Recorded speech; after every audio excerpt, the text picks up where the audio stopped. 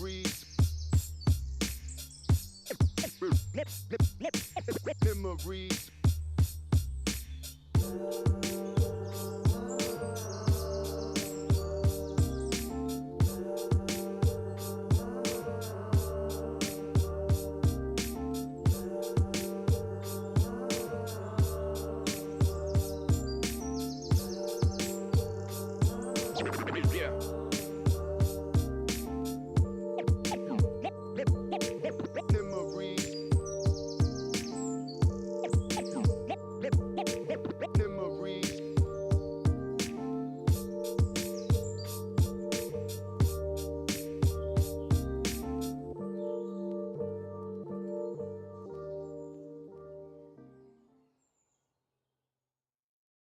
Feel my heart, it's beat tight.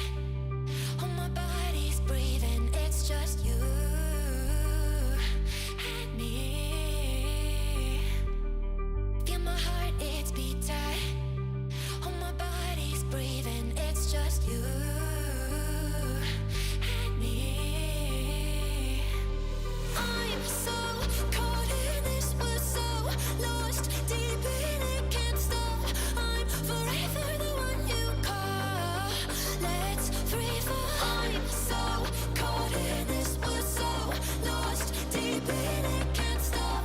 I'm forever the one you call. Let's free fall. Let's free fall. Let's free fall.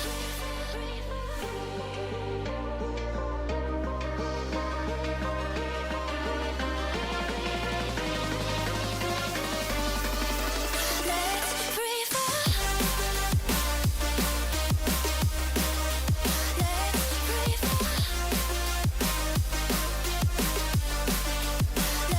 free fall. I'm so caught in this, we're so lost deep in it, can't stop. I'm forever the one you call. Let's free fall.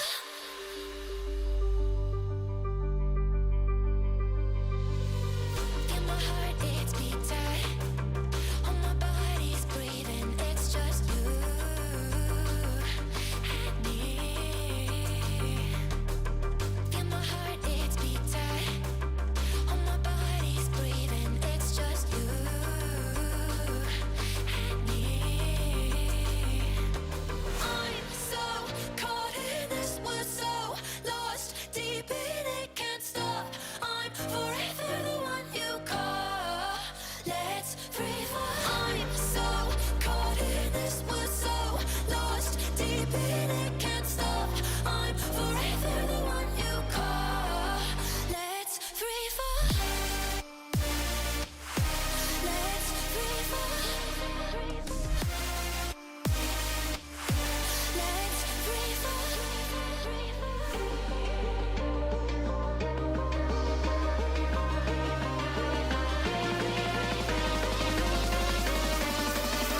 Let's free fall.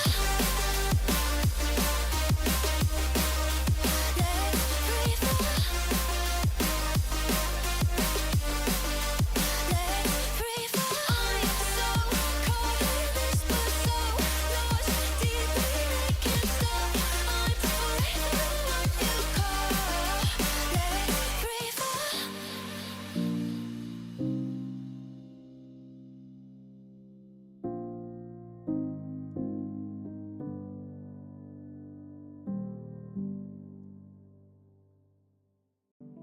Or inside here, you get an insight and you know something, but you don't want to say it out loud because you're kind of afraid that it's not going to be really true and it'll spoil the whole thing for you,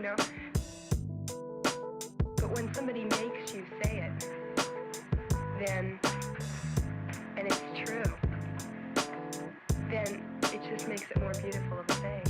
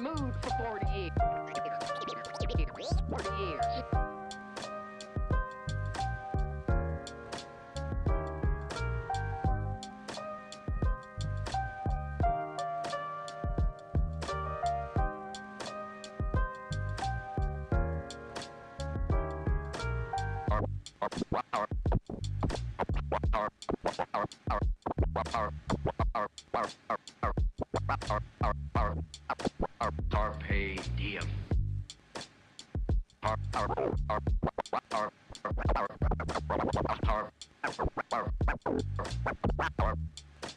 Carpe diem.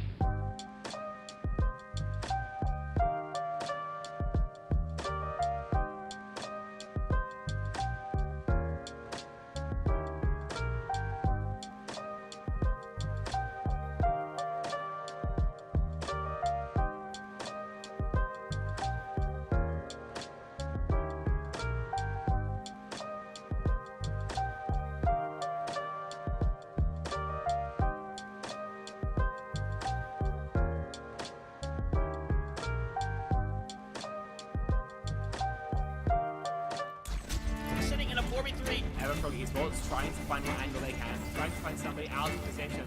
We're gonna go through on this. Oh, what a roll. We're gonna take black. See White gonna go in. It's going to be a really, really interesting one. Oh my god.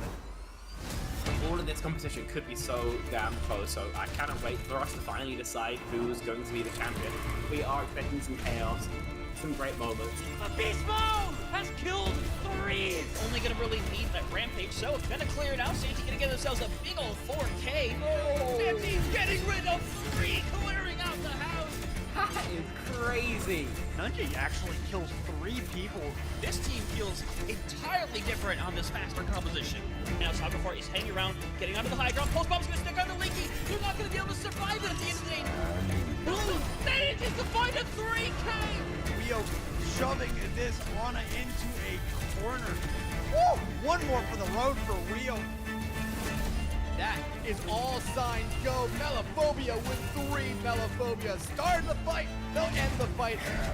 Oh my god. Beagle Bus, they have to play aggressively into this energy. Popping off in a moment where you needed just that.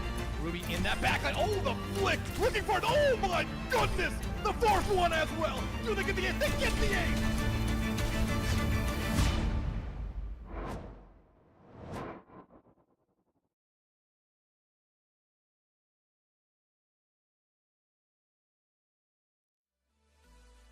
Season 15 has come and gone, and we're standing at the very end of it here and now for the EU Open. All these teams entered in, but only to stand. We have Bum FC versus 0907 for the championship here. I am Megalas. I am joined by Spectreon for this lovely matchup today. How you doing? Doing fantastic, of course. No place I'd rather be than an EU Open tier final, one of the greatest games, at least in theory, that we should have all CGL season. The culmination of more than a couple months of play, the culmination of, you know, the EU in general of season 15, and we're looking forward to seeing exactly how that's going to go. Before we get there, though, we have to tell you about something that's happening over this weekend. Copa America is again going to be streamed by XYBA, the production team behind CGL. That's 4 countries, broadcast in 3 languages. You might have caught it the last couple of times we streamed it, but we're going to be continuing that, so do make sure you tune in, because we could see some really interesting action there. Also, as well, maybe a bit of a prelude to seeing which South American teams might have a run in the second Overwatch tournament of the year.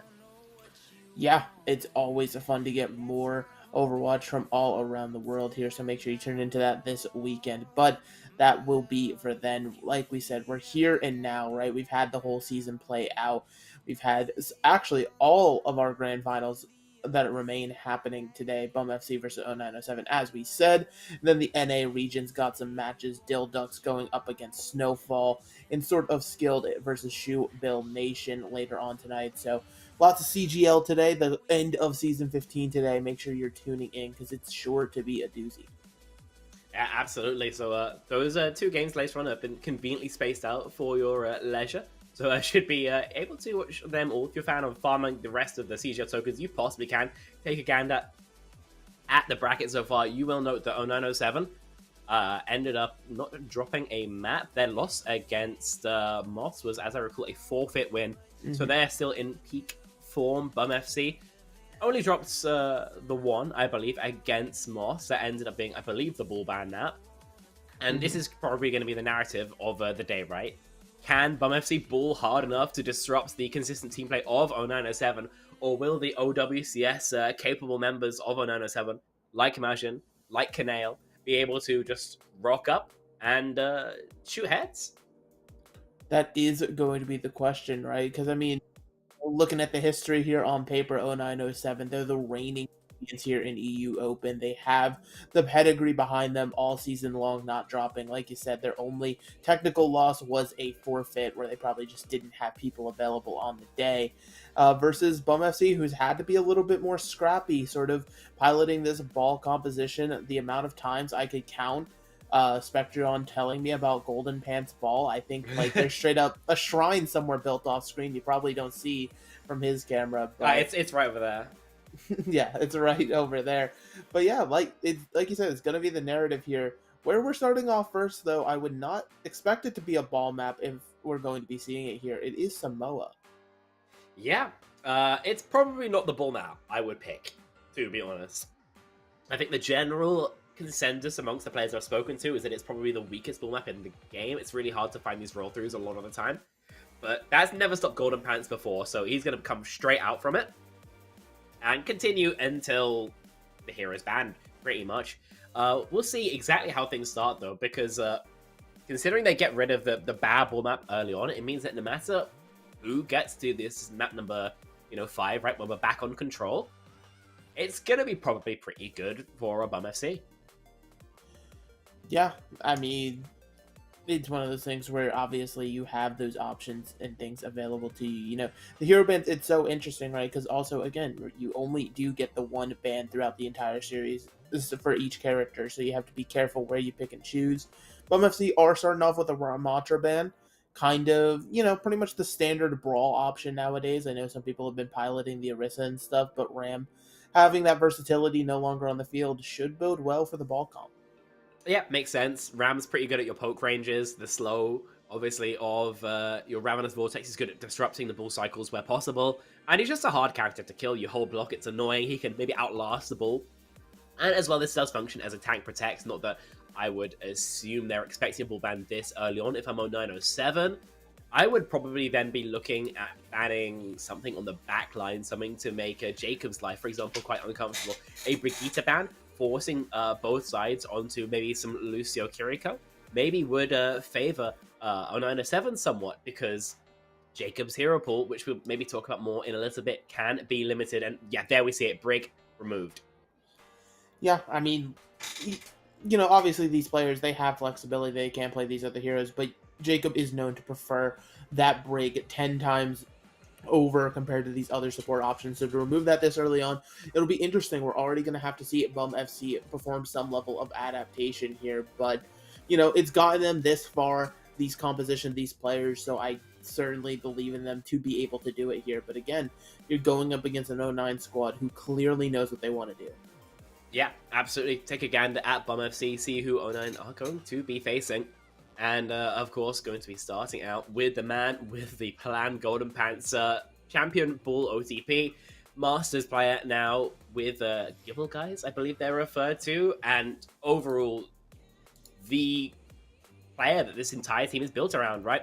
Also, players to focus on. Jacob, his Brigitte are fantastic. His other heroes maybe not so much. We'll maybe see that in a bit. AES has mostly impressed me with his Anna, but his Curie has been strong enough as well. Evil. Is this the French Evil? I actually didn't check that. I believe it is. He hasn't put his nationality down. I'm going to assume you're French Evil. But the point is, Flex DPS player, pretty standard hero pool. Tracer, Genji, wants to hover the Echo here. And Swag Demon, not a player I've seen a crazy amount, but breaking out the hit scan here to see exactly how much havoc he can wreak.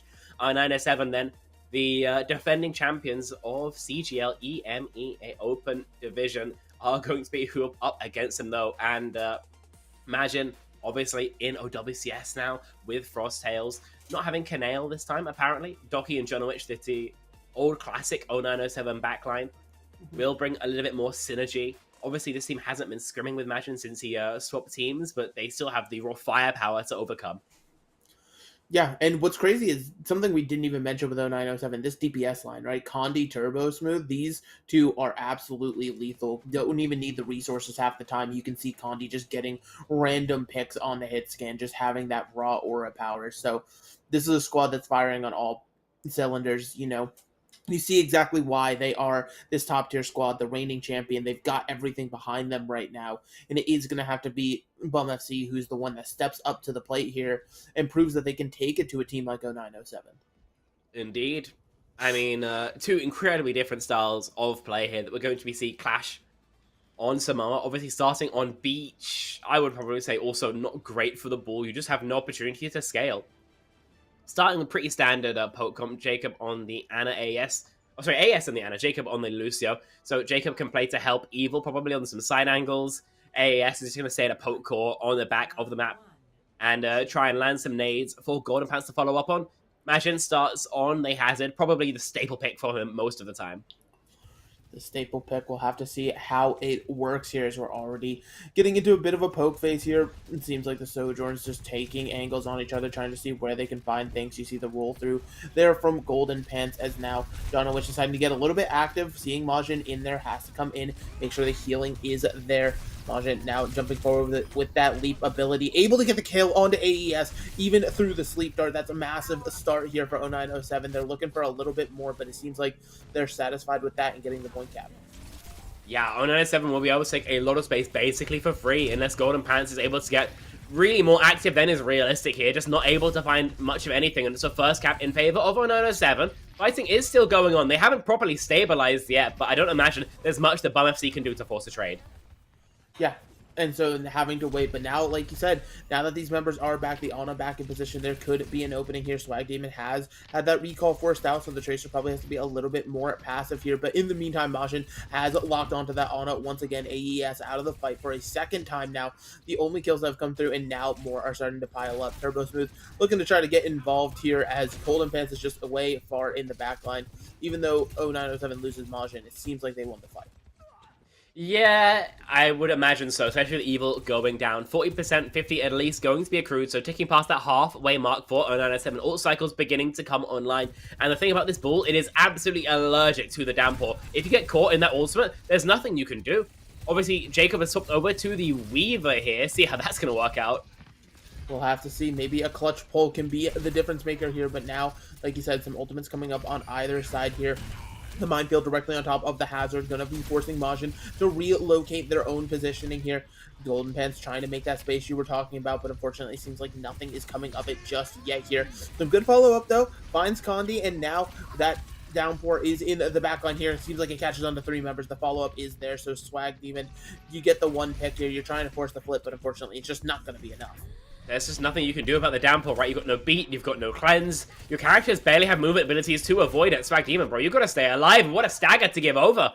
That Tracer is not going to be able to get a touch in OT. It's got to get Golden Pants to be the one to get the wick burning, and Evil dead already. Majin playing super far forward. That sound barrier just sending the aggression even farther now. Turbo Smooth pulls out the blade in the spawn. Sure, the Wrecking Ball is going to be on the objective here, but you have the rest of the team to worry about now. Golden Pants, unless you are able to put up a miracle stall here to get the rest of the team back in the fight, it's not really going to matter. Valky now going to be sending out that Kitsune Rush here, and yeah, no extra touch comes through. The ball was warded off, and it's just going to be 0907 getting 100-0. Seemed pretty confident there for 0907. It seems like, at least on Beach, there's not nearly enough chance for Golden Pants to be able to really get involved and get the kind of ridiculous performances that we expect from him. We take a look at the stats here, and 4 deaths for AES on the Ana. I get it. Teams are playing really aggressively for you. You're not necessarily playing so hard for the ankle mark, but also, we'd love to see a bit more upside coming through from the Ana, who only's got 900 points of health, and was it 3 deaths in the side of a 907? They're feeling so comfortable. Change up here, though. This should be a little bit easier for Bum FC. Golden Pants has a little bit more opportunity now. So 0907 have to make sure not to stand in chokes for too long, because they will eventually get, well, choked out. Yeah, exactly. They're not going to be able to weather the storm as easily here in the volcano. The heat's going to get to them one way or another. Golden Pants now already rolling in, has found the Kiriko, forcing the teleport out is going to be, a little bit of safety here. The rest of the team still nowhere to be seen whatever position they end up taking, as Golden Pants simply just rolling around on the point, trying to take as much space as humanly possible. Now with all of them on the edge, a beautiful Suzu keeping everybody in place here, and Majin ends up finding their target onto Evil. Now AES again going to be the one brutally taken out of this one, and it's just clean up for 0907 at this point. I think we need to be seeing a little bit more out of the Bum FC DPS line right now. Golden Pants does so much there to create opportunities, but unfortunately no follow-up is able to be found. Swag Demon seems really desynced from the bull pressure, and Evil on the Cassidy is going to be a bit of a sitting dark. Over to the Genji, I get if you're getting people low, it's a hell of a lot easier than the Tracer. Pants is just in. His team is so out. I'm not quite sure about this one. Not sure at all, so we'll have to see how it works out here. Majin is incredibly low, but Turbo Smooth is there to get that kill onto Evil. Once again, the Cassidy just stuck between a rock and a hard place, or a blade rather, you could say. Jacob does manage to find one onto Condi here, so it is just the team being down one, but Golden Pants being removed signals the end of this fight. Yeah, it's going to be his first death in the map, but in terms of traffic, it's been entirely one way in favor of 0907. MFC just can't seem to figure out how to find a way in, and it seems like the bonds of having competed together in the Fires of the Face It League appears to be right now carrying 0907 to what could even be a map 1 victory. Yeah, and so we'll have to see how that victory goes, but Majin, again, has already taken Evil out of the fight. It seems like they cannot catch a break on this Cassidy here. Golden Pants trying to see if they can find one onto Turbo Smooth, gets that Genji incredibly low, but it seems as though the healing's just going to be there in time. Now a Minefield drop is going to zone Majin out, going to force everybody to teleport forward. Like he said, that downpour, once it catches the Wrecking Ball, it's going to be able to remove them from the fight here, and now it's going to be Bum FC having to reset for potentially their final attack. Evil dies literally in spawn, 25% left to go, and yeah, AS will be able to survive, but as you mentioned, it will be the last shake of the stick here for Bum FC. Blade, Deadeye, Coalescence, Kitsu very likely, but you're walking into 0907, who just seems so much more practiced with very similar checkmarks, right? Kitsune Rush, Overclock, and of course a Blade to mirror out Swag Demons. Bum FC still need a bit of a hero. Let's see if any heroes are going to arise in this fight. Somebody's going to make sure to touch to trigger that overtime. The Coalescence is going to start from Jacob here. Turbo Smooth, meanwhile, just trying to hide, see if an opportunity of the Blade can come through. They do manage to get the flip, but the fight's not won just yet. It's now going to be the overclock. And the next thing up here, Condi trying to fire off some shots here, but it's directly in the face of a Blade. We're trading Blade for Blade back and forth here. Turbo Smooth comes up with 2, but nobody else on the team is able to come up with anything just yet here. So Bum FC now seems to be stabilizing, finally getting control of this fight here, and it seems like they've won it. Evil's on the Tracer to be able to come back a little bit faster. He recognized that this fight is not really over yet, just reached a bit of a lull in the tempo. But so imagine walking back up Golden Pants low, things turning against Bum FC once more. Yeah, and so now with the Kitsune Rush here from AES, trying to keep the stabilization here, you're seeing a good kite from 0907. They're simply backing up, giving that Kitsune Rush the respect it needs before we engage in Majin. Now walking forward here, they acknowledge the Wrecking Ball hovering above. No free pile drivers are going to be handed out here. Now, once again, Majin is going to be in just a little bit deep here, running out of that block though, and the HP is dwindling. Only 5 left here. Evil's going to be able to find it, and it seems as though Bum FC are finally starting to get a stabilization, a tempo in this match. I mean, defending is a hell of a lot easier when you actually are set up as Bull. You can actually find these roll-throughs, find these Batman slams to connect, and I think the Tracer as well is just so much stronger than the Cassidy. So much less of a target, so much more capability of helping out your tank line with whatever, he manages to get low. 0907, still a pretty good spot. That downpour has been brutal so far. See if anything changes this time. Yeah, you're going to need a big safety umbrella, and I don't think the Coalescence is going to be the one you're looking for here. But now you're seeing 0907 be allowed to approach here, and they have the Kitsune Rush. The downpour comes through. It connects onto the Moira, able to take Jacob out of the fight mid-Coalescence here, and that's now the DPS line missing as well here. So as overtime starts to burn, it is just Golden Pants on the Wrecking Ball and AES here. AES being zoned out, though. The sound barrier might just be the exclamation point on this one. Golden Pants can't get on the point, and 0907 takes the first map. They were in control. They look like they are on a pretty firm railway all the way towards defending their title, right? I mean, 100% fight conversion rate, with those downpours just consistently ruining the day of whoever they got caught here. And we just see Jacob trying desperately to dodge the shotgun, but it's just not going to happen. On 907 right now, firmly in control. It's already at the point where if you're Bum FC, you kind of got to be left thinking, that's not how we wanted things to go. Now, what do we do? Because it seems like maybe your game plan for maybe the entire series is a little bit damaged now. You can, still ban the hazard. It was probably what you were losing to the most, right? But considering you really wanted to get rid of that remarch at number 1, is that not going to be just as much of a threat? We're going to have to wait and see, obviously, with what they decide to do next. Still going to be Bum FC with Matt Pick, of course, first ban. We'll see how it's going to work out for them. But early signs not looking so good if you're a fan of the Ballers. Yeah, and again, it comes back to maybe the map pool for control just unfortunately didn't favor the ball, right? I'm trying to think, but there's just been so much Lijiang Tower, I didn't even know what the other options were, if I'm being quite frank. But it is just that first map, right? And we saw, that second round, especially on Volcano, once they're put in a defensive positioning, once they were actually able to scale and set up like a ball comp wants to, they were absolutely, finding their value, finding their moments here in a bit of an unorthodox way, right? I mean, we have to obviously point out that Kiriko Moira backline, right? That's not something you're supposed to see every single day. But who knows? Maybe having that bring back and play for Jacob will be able to turn the tide on things as well. It ultimately comes down to just where we could end up next, because we truly could be heading anywhere. Yeah, absolutely. I do think that carrying Moira actually isn't that bad with Bull, because you can take the perk with Moira. That means your damage orbs do, less healing. So you can stack double DPS passive on the people you slam. It's pretty chunky, honestly, but hopefully something we don't have to see too much more of. As you mentioned, we could be going anywhere. If I am Bum FC, your best Bull maps are probably going to be like a Suravasa, I would expect. Something like that. Somewhere where it's very wide open, somewhere where you get off angle to hell and back, you are on 907, and then your ban. I mean, it feels very reactive, right? But I feel like you just have to insta-ban out the hazard. Also going to function as a Bull protector in a very good Bull map. Yeah.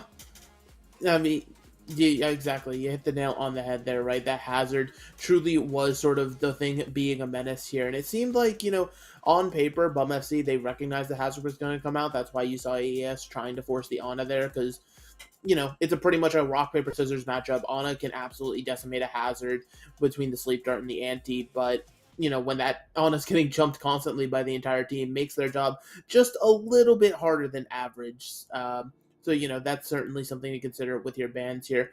Of course, again, it's one of those things where maybe you don't have to fear the ball ban as much, right? If you're constantly having to protect tank, the ball ban's going to come through at some point, whether you want it to or not, whatever happens, right? Even if you take a map, 907 is going to get the first pick. They can only ban it once. I think you just need to brace yourself. I would rather get that out of the way early in a series than all of a sudden your back's against the wall. You have to win out from there and your wrecking ball is removed, your key sort of piece, right? So hopefully they can maybe sort of adapt and think of it that way, because again, it's only something that can be banned once. By the way, in chat, John Witch has been typing mental boomed already. It's Jova. So already getting some of that mental warfare in as well. The pick has come through, and it's not something I would have expected necessarily. Bum FC have decided to go towards a Dorado, which is interesting for a couple of reasons, actually. Dorado not normally considered a particularly strong Bull map. It's kind of hard to set up really easy, like roll through slams. Accessing the high ground is doable, but it's not as comfortable as it would be with, for example, a Monkey. So I guess the reason we're doing it here is for longer sight lines in general, to make it a bit easier for your DPS to contend on equal terms with the opposition. But that's a rare one to go towards. If I was banning for them, I probably would be thinking less about the Has ban now we're on this map, because he's good enough there, but you also have to be worried about like a Diva, a Winston. So it's pretty wide open for them here. Yeah, I mean, there's a ton of different options. Like you said, it sort of gives 0907 a little bit of agency regardless of what Bum FC ends up banning. So this ban could be crucial depending on where it has to go. Me personally, I think maybe, like I said, take it away from the tank bans. If they want to ban a Wrecking Ball, kind of let them. But it seems like they are going to do that. It's going to be the Widowmaker ban, I guess, maybe to force this into more of a standard matchup, take out the unpredictability of just a hit scan going crazy, getting one-shots. But I mean, Condi is just objectively a pretty better Widowmaker than either Swag Demon or Evil, so I don't despise it, but it is somewhat of an edge case, right? And compared to something that we might see a little bit more frequently, like a Sojourn, a Cassidy, and Ashe as well, it does feel like something which has limited utility. So a 907 DPS going to be out of their reach, but in terms of everything else, really, that's all going to be still in. So you could go, for example, like a Lucio ban, force someone to some really awkward like backline pick, but Ana, that does do the same thing. Definitely implies to me that we are going to continue to see some probably Lucio Kiri. And from a 907, though, the Juno break is now in. Yeah, the Juno Brig, I mean, it's what we expect, though, from this Bum FC squad. It's going to be what they want to play. The Ana ban, though, it could indicate that even though, like you were talking about, the Diva and the Winston can get tons and tons of value here, Majin could just be sticking on the Hazard and just absolutely rocking that pick until Kingdom Come here. I wouldn't hate it in the slightest. Obviously, it looked incredibly good, and we saw how good, like you were saying, the downpours were against a Wrecking Ball composition. You could just absolutely disable him and take him out of the fight. But again, it's just one of those things where how these teams are actually going to end up playing the map is going to be such a crucial factor here. Yeah, I think the idea with the Ana ban is so we again can't really play like an Ana Brig. Because you want to play like a poke backline, right? You want to have Jacob ideally on that Brigitte. But now there's no Ana. You could do like Brig Juno, sure, but it doesn't really do the same amount of damage, right? You don't have those big cooldowns to play around, and as well, you know, how much actual healing throughput are you going to get on your bull? Golden Pants just doesn't need all the sustain that a Juno can give you. They are appearing to go for some sort of, like, anti-dive comp, I almost want to call this, right? Where Swag Demon, AES, Jacob, all going to sit on high ground, try and mark what angles they can, whereas Evil and Golden Pants can play a little bit more proactively. Oh, 907, starting on the Hazard once again, just going to be trying to force space. It's going to be hard to walk up for Majin, especially into the Torbjorn, but once he's there, he's going to be able to absolutely wreak havoc. Wreaking havoc is going to be the name of the game here, but we'll have to see as we're getting the walkouts now. 0907 on their attack. This Hazard is going to have a little bit of an issue, probably scaling to start. Going to be able to get, once on those high grounds, though, be able to do a ton of things in terms of positioning. You're seeing just a little bit of spam from Swag Demon right now, simply trying to poke out. Good little pull through from the ball there, though, almost able to clean up and get that first pick of the match, but unfortunately it seems like the ball is going to be operating on their own for a bit. And Condi just takes 1 second to remove Swag Demon from the fight. I don't think anybody saw that one coming, and now this payload should be moving uncontested. Condi just steals his lunch money. There's a reason this player is known as one of the best in Masters tier, and we're seeing it exactly here. Another shot as well onto Jacob, and Bum FC's defense crumbles about as fast as it was erected. 907 going to be able to push the cart as far as they wish, and even though Golden Pants tries to force a trade, none will be forthcoming. So these late kills, right, Evil being staggered out, are only going to hurt Bum FC more. They probably have a touch. Golden Pants will be able to be there, but will you actually have 5 members set up for a proper fight? I don't think so. No, and that's why you see Golden Pants immediately roll out here, able to roll back into the other door. A beautiful slam here, but again, it's just having to try to find these openings. Evil is able to start with that one on to Turbo Smooth here. Now looking for a little bit more. We've traded 4 for 4 on the cart. Golden Pants still around and kicking, trying to see how long that Wrecking Ball can live. Meanwhile, Condi trying to look for a bit more here as the downpour comes through, built up just in time to get Golden Pants out of the fight. No other contestant come through, and that's going to be 0907 cleaning up the fight and moving into point B. Dude, Magic's killing everybody. And some more typing comes through, of course. John Witch having his fun. But no, it's been absolutely fantastic. I feel like it's been a 1-2 punch of Condi and Majin this map. As Majin finishes off with a 3-piece again, and a downpour converts into a fight win. And now long sidelines, Condi with an OC, a rail almost charged up. Bum FC have to figure out how to push into these sidelines. Yes, you got a minefield for the cart, but what else do you have to offer? Yeah, I mean, that's exactly it. What else do you have to offer? You have to do a little bit more. It's going to be that early removal of the turret and the minefield here just to try to clear off the high ground. Sure, you're able to clear it off, but there's still things happening down on the cart, right? This payload is still moving, and the Hazard is simply able to jump around it here. So already missing 1 DPS in the fight here is kind of stalling this one out for Bum FC. Golden Pants trying to roll around, see what they can do, but it seems like they just have to wait for the rest of the team. All you really can do here, I mean, right now we've been seeing Swag Demon have a pretty poor map, unfortunately. Under pressure, though, and we'll be able to back out. Now the rally from Jonowich keeping this Brig alive and making them a menace on the battlefield. The help of Condi removing Golden Pants from the fight. Here's this payload. It seems like it hasn't stopped. Somebody's holding the gas pedal down, and it's just going to keep on moving to allow the 0907 to go straight into point C. Absolutely diabolical here. Now just looking for more cleanup. 5-minute time back. This has been an absolute beatdown. 0907 want their run back, and they are well on their way to doing it. Evil, again, able to find a trade. Probably been the one bright spot for Bum FC in this Dorado at the very least. We're going to need a hell of a lot more than that to bring almost 5 minutes right off the bank. A downport online. Again, Magic has not missed one yet. Yeah, and not missing is absolutely been amazing for this Hazard, being able to just trap any and everybody up, the ball being the key factor, but others easily getting caught in it as well here. Now, again, you're seeing Maja just be able to peek around, do what a Hazard does best, constantly be a menace and a threat here. Now going to be forcing that downpour out here. Actually doesn't manage to connect on anybody. It seems like Golden Pants was able to roll out of the way in time. Now we're trading ults back and forth here. Evil trying to look for some value with the OC here. But unfortunately, has to hide away for the time being, so that Railgun will go to waste. But Swag Demon will come up, finally get a pick onto Condi here. And it seems like this defense might be getting a much-needed stabilization.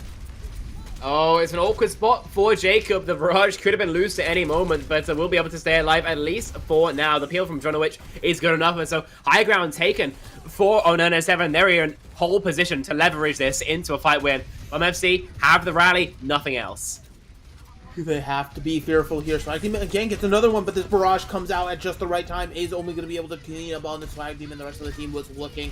They had to hide, but this payload is moving closer and closer to the end. We're now mirroring rallies on the cart here, trying to see what value can become. The healing, unfortunately, is not there for Turbo Smooth, but Jacob is going to fall in process here, so now we're trading back and forth, but with both Brigs removed from the fight, it seems like, again, the defense has finally been able to find some purchase. Stereo trades are always going to favor Bum FC in this outcome, right? I mean, they've got their spawn that's so much closer. And as well, in these really chaotic fights, there's very few heroes in the game likable. Az is good at them, sure, but, I mean, Golden Pants right now, no equal.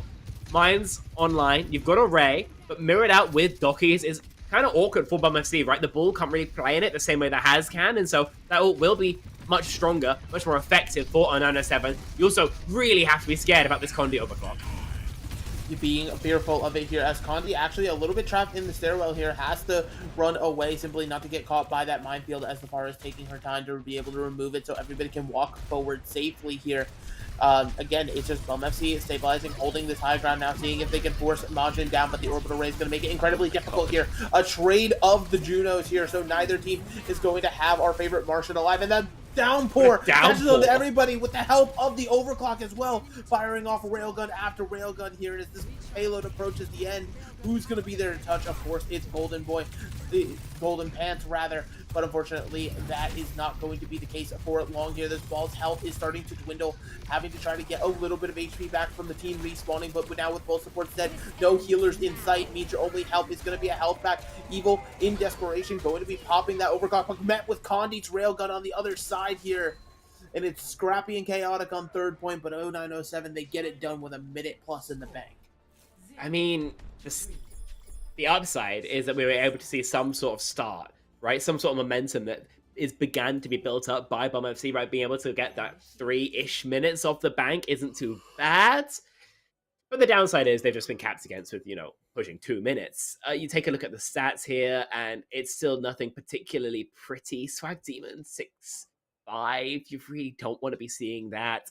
And on the other side of things, we're seeing just how little pressure Jonowich especially is under. 1 death. Just, unfortunately, a bit of a team gap, realistically. It seems like all members of 0907 are just playing better than their counterparts across the server. And so while it's great that that defense was able to come through it all, right, it did feel very much scrappy. Never really fully in control of Bum FC. Maybe the attack will be a little bit different. I do like the Farah as an idea. It's going to be pretty good at putting the pressure onto Majin. A little bit easier to die on, I suppose, than the Torbjorn, especially when Condi's peeking you. But that didn't seem to stop Swag Demon from falling earlier. So I figure you might as well lean into it. And I will say as well, now we have a Farah on the defense. The Jacob AES backline is really going to struggle because you're going to get rocketed to hell and back. Mortar struck, your shield is going to be perma half HP. So definitely balancing out for this Vegeta to figure out exactly how they're going to stay active. I mean, yeah, staying active, that about sums it up here. I feel like Bum FC maybe are too active here, just too chaotic in the moments. They don't have any sort of chance to stabilize, but it's the nature of their comp. They signed up for this, so we'll have to see how it works here. Now, again, just trying to see how these high ground holds are going to come. Swag Demon trying to find a bit of an angle now here to follow up on top of the Wrecking Ball. Instead, though, going to be trying to hit an air shot onto the Pharah. Majin now a little bit isolated, but it doesn't matter because Condi's able to find the shots to take Jacob out of the fight. It seems like this Sojourn can do no wrong. Doesn't seem like it right now. Great start, of course. Jacob not able to get anything going in that upcoming battle. And it's hard to come up with much positive for Bum FC. They're just standing in choke. They're getting spammed out. Turbo Smooth is half HP for a second, but the peels, of course, there from Jonowitch. Yeah, and so now with Jonowitch just being able to do what a Brick does best, survive and thrive here. Turbo Smooth trying to see if some rockets can be landed here, get some damage in. Evil finally going to be able to get enough damage in to take Majin out of the fight here, and that hazard remove should be Bum FC getting to walk forward here, and you're seeing 0907 just a sound retreat, everybody knowing that they just have to back up and wait for their tank back in the fight. I mean, if you remember, what lost the Bum FC first point so brutally was the fact they staggered their deaths. And as if to punctuate my point, Jonowitch goes down to the disruptor shot of Evil. Fantastic work from that Sojourn to make this Kappa first win all but a inevitability. Unless 0907 with maybe a Ray, maybe a Barrage, find an opening. Yeah, but that is a large maybe here, having to see what can be found as now that payload so incredibly close. It is going to be the Majin on the hazard, though. The minefield is going to be able to clear everybody off, and it's just going to be a roll through for Golden Pants here. The Wrecking Ball finally finding the punching power we know it can have, and they're going to be moving into point B. Took a map and a half to get warmed up, but it feels like Bum FC are finally in the server, right? Fantastic work from Evil to just find these consistent picks, and Golden Pants as well, the mines to deny the touch. Turbo Smooth hasn't spotted out the ball yet, but Majin's the one to look up. I think Majin at this point is going to be looking up permanently, but Evil actually coming alive in such a crucial way there, having to use the OC, but I'm more than happy to do that. Condi is going to be able to get the trade there 1-for-1, but now a 4v4 on the high ground here is going to be a lot of payload progress, hopefully, here, as everybody seems to be moving back to cart for Bum FC.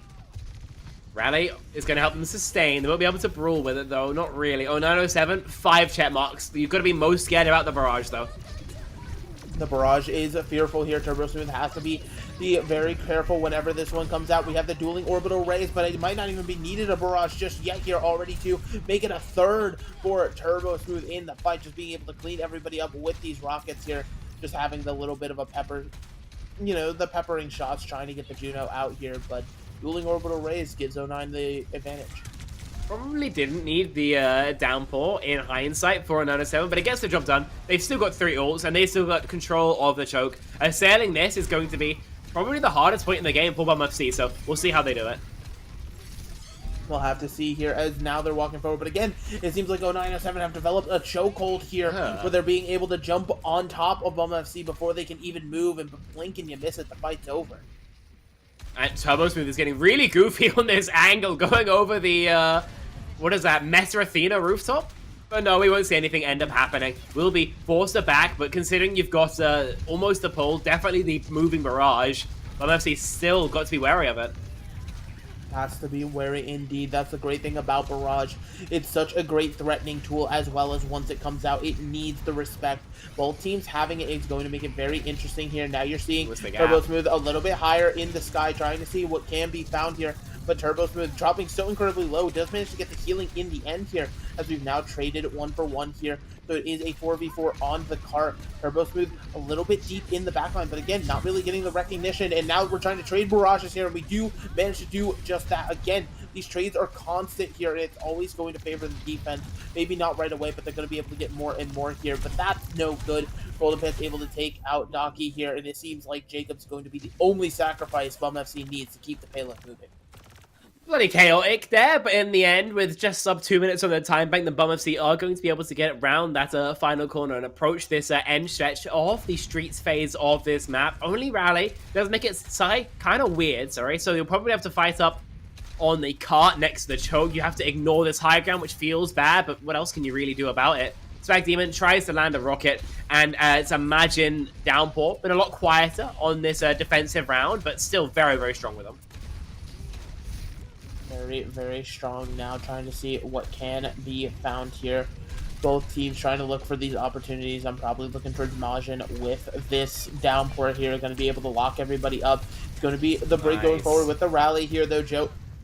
Jacob able to get those stun ups, and Evil again coming up clutch with a very silent but deadly overclock, gets the kill, and it's just a very quick and calm fight for Bum FC to move into point C. Things going pretty firmly now in favor of Bum FC. To get a better time bank than a 907 seems tricky, but finishing, you know, the map in general seems more than a possibility right now. I actually really like that flank from Condi we see activated, but unfortunately doesn't hit the shots enough, doesn't maybe commit hard enough. Even if he had an OC in that spot, he maybe would have been able to find a little bit more, but not to be. So I don't know, on 907 now, the final phase of the map, good ults for it, that orbital ray as well, but the mine's already invested. The mine's already invested. It means Majin can't go in because they won't have the help of their team here. It's going to be an orbital raid out from Daki, though, trying to see what can be found. And it seems like it's just going to be a beautiful kite from Bum FC here, and they're just going to wait and give themselves the time to re-engage, which they're going for now. Golden Pan simply doing a little bit of poke on the side of the wall. Out from Hazard here, trying to, again, disrupt Golden Pan's on entry here. But with the orbital right now on the other side, it's going to be their turn to take a kite and just simply back out. But no, actually re-engaging into it with the downpour is absolutely amazing. Connects onto two, but the shielding is there, and Majin cannot do anything except fall over in the face of overwhelming adversity here. Bum FC absolutely turning the tides right now, and they just have to make sure not to lose anybody. Evil's going to go down. A desperation barrage from Turbo Smooth is going to send himself back to spawn. One fight now separates them from a map completion. Swag Demon scared with a barrage. 097 have no tools to mitigate it somewhat. They can't take care of this Pharah, and so we might be seeing a cap with time here. Oh, that barrage got ripped incredibly early, though. Too high in the sky to be able to connect a ton of those rockets, and Majin is now going to be able to clean up even more here. The minefield on cart simply going to be a fading memory now as it's all but broken here, and Bum FC have to regroup for one final push. Yeah, Swag Demon just barrages from orbit, but unfortunately not being a satellite, it's pretty easy for Unknown7 to be able to take down. And so here we are coming down to one final fight. Ult's not perfect, but either side will have dueling rallies and overclock for Evil as well. Should Bum FC be able to get to the cart unscathed, right? Unknown7 are going to do their best to harass the walk-up. They're going to cajole, they're going to coerce, they're going to do anything possible to make sure that Bum FC are not able to make it to the cart full HP. Exactly. It seems like they're accomplishing that goal pretty damn well here. The Wrecking Ball, of course, going to be the easiest member to get to that cart. Now going to force the rally early out from Jacob. Technically, it's a later rally here, but Golden Pants has already killed Turbo Smooth, swapped over to the Tracer. Unfortunately, not able to find the value, and now the payload's moving. Is anybody going to get onto the cart? It seems like the Sojourn runs forward here at the very end, but Majin will end up losing their life. Jonowich does manage to find one here, but it seems like centimeters. 1 centimeter! Barring a miracle from this Tracer, we're going to be heading into extra rounds. Oh my goodness. A bit closer than what you'd like, wasn't it? Comes down to the absolute bloody wire, but when all is said and done, extra innings are going to be confirmed. They're going to be locked in for Bum FC. And see, minute 46, the difference, it's not the end of the world, but it is still very much a difference, right? Take another look at these stats, and things appear to have evened up a hell of a lot more now. I mean, in terms of the raw eliminations, the kills, then yeah, things are better for Bum FC. But in terms of the deaths, in terms of the time bank, that's maybe tells a different story. So, see if Bum FC are able to ride this momentum through into a map win, or whether Unknown7 able to convert the intrinsic advantage that a higher time bank provides, and can bring themselves up to 2-0 in our grand final. I can't lie, Mega. This game started out pretty sleeper, but I'm so invested now. Yeah, like you said, Bum FC, they took a while to wake up, but hey, better to wake up on map 2 than map 4 or 5. So now that you're in the server, Bum FC, let's see what you can do with it. Walking out here, you're going to be dueling on these Pharahs again. I think the biggest thing is, remembering Bum FC's first run of this year. It did take them a while to be able to establish on point A, and how do you think they're going to be able to push through without getting stalled out again? They're going to have to hope for Evil Rail, someone who's doing pretty well at it, honestly, on that attack phase. See if he can duplicate that here.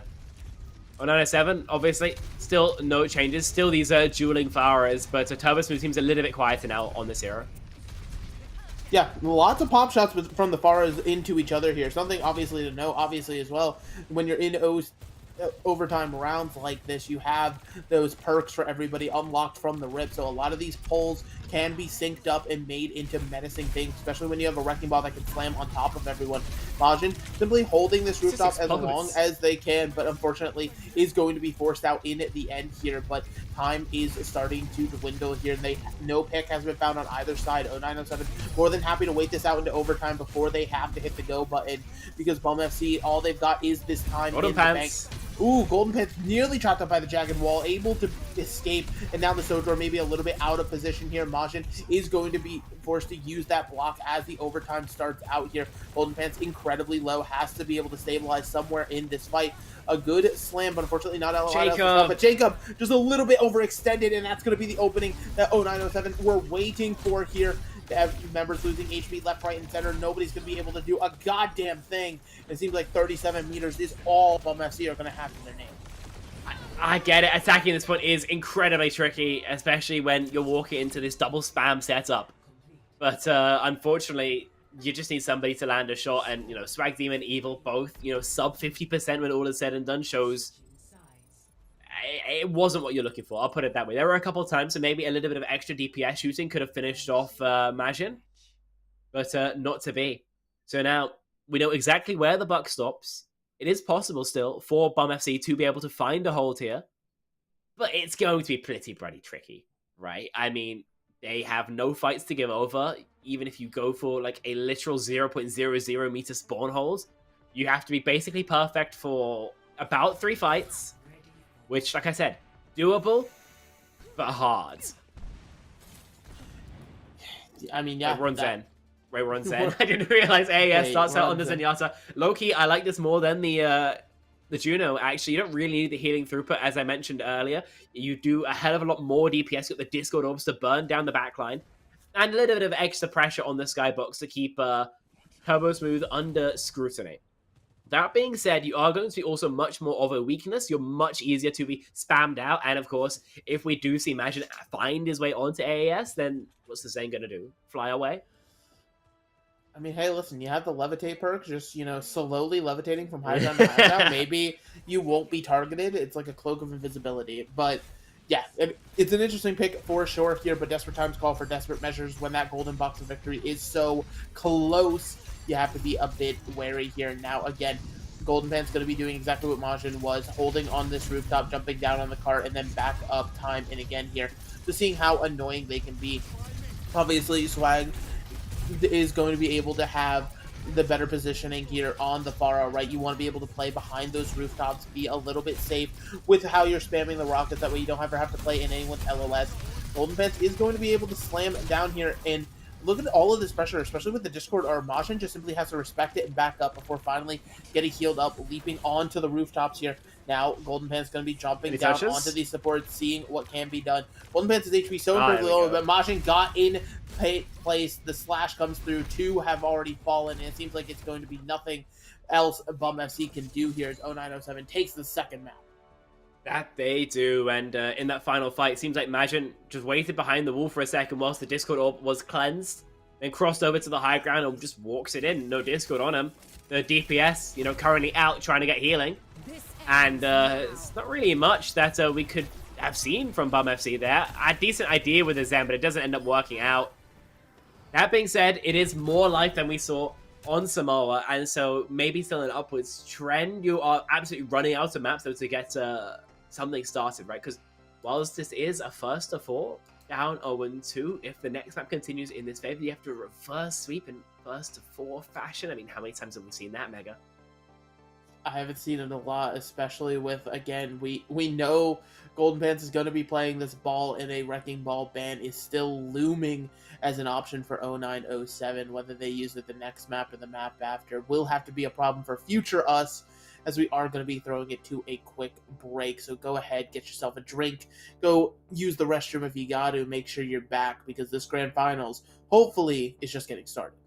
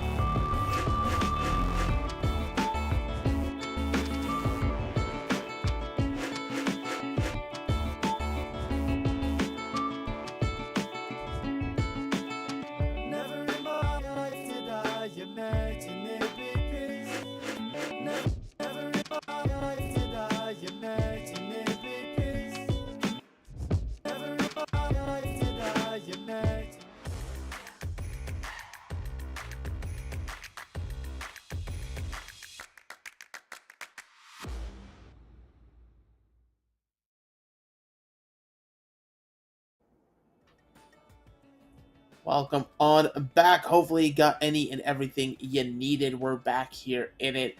EU Open Grand Finals 0907 Bum FC going head to head here. 0907 currently coming out the better, up 2-0 right now. First map, a bit of a stomp here, but things looked a lot better on Dorado's Patreon. Yeah, they did. It seemed a hell of a lot more competitive, right? Bum FC able to force us into extra innings, even though they did somewhat struggle in, the extra couple rounds of play. They're able to get there is, a sign of life. And I will say, I think they've engineered themselves a pretty good scenario for this map number 3. But if the comeback has to get started, I'd really rather it was here, right? Like we mentioned, the full reverse sweep, very unlikely. So they will be starting on Esperanza, as good a ball map as any. It's wide, it's easy to get these roll-throughs, your scaling is free, there's basically anything in the game to slam off of, so I think this is a good choice. And in terms of the bans as well, see what Bum FC wants to go towards, but I would be very surprised if they didn't just they should just kill Haz. The Haz has been ruining them. Imagine on that hero has been an absolute demon. It protects the bull, as I've said, twice before, and I think it's the best pick to go towards. So I think the Haz ban just has to be taken care of now before we see them go down 0-3. I couldn't agree with you more. It does everything, right? It bans a hazard, protects your Wrecking Ball for another day, allows you to sort of just do exactly what your composition loves to do without the fear. And yep, Bum FC aren't even going to make us wait the full countdown. So respectful, so lovely of them to just get that hazard up and out of the way. But now on the flip side of things, 0907, where do they end up going, right? They already had that sort of crucial Brig ban that they were able to sort of target. They've been a fan of targeting these supports here, so potentially maybe trying to read into taking the Juno out of the fight, maybe forcing Kiri Lucio? You could ban like a Tracer, force like Genji. Assuming you would play Ram afterwards, then I think I don't know actually, because they're kind of the Ana Brig bans are the kind of the two ones I would want to go towards here, and they're both like now kind of Thanos snapped. Torbjorn. What? It's weird because I would have imagined that Torb is going to be played mostly as a Haz counter. You can't play Haz, and that is known. But instead we're going to ban it out. I guess I wouldn't have.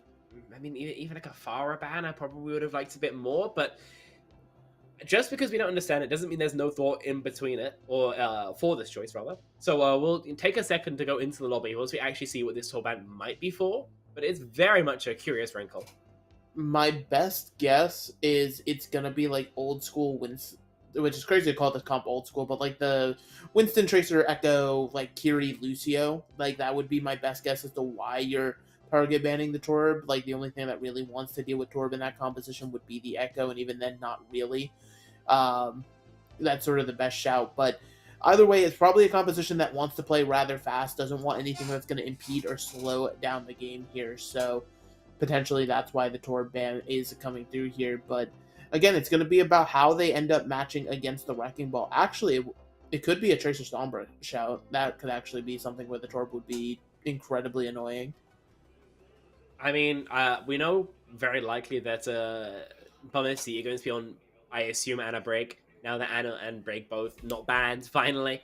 They can play their backline stuff for free. This is probably the least banned, I want to say, that Bum FC have been all game long. See, that works out in their favor since the ball ban is going to be forthcoming, very likely. See how things are going to work out, though, on Esperance. Almost definitely, we're going to be seeing Bum FC bias towards the kind of left side of the map. Zen, though, also makes sense. I would have assumed the Ana, like I said earlier, for the cooldowns, but the Zen, just with the raw shooting, is fair. Basically plays triple DPS. Your Zen to lock down your long hit scan angles, basically, whereas Swag Demon and Evil can both flank. And if you're playing double flex Zen, then I think the Torban does make sense. The turret just ruins Evil's day. On 907, though, on the Diva, a decent ball counter.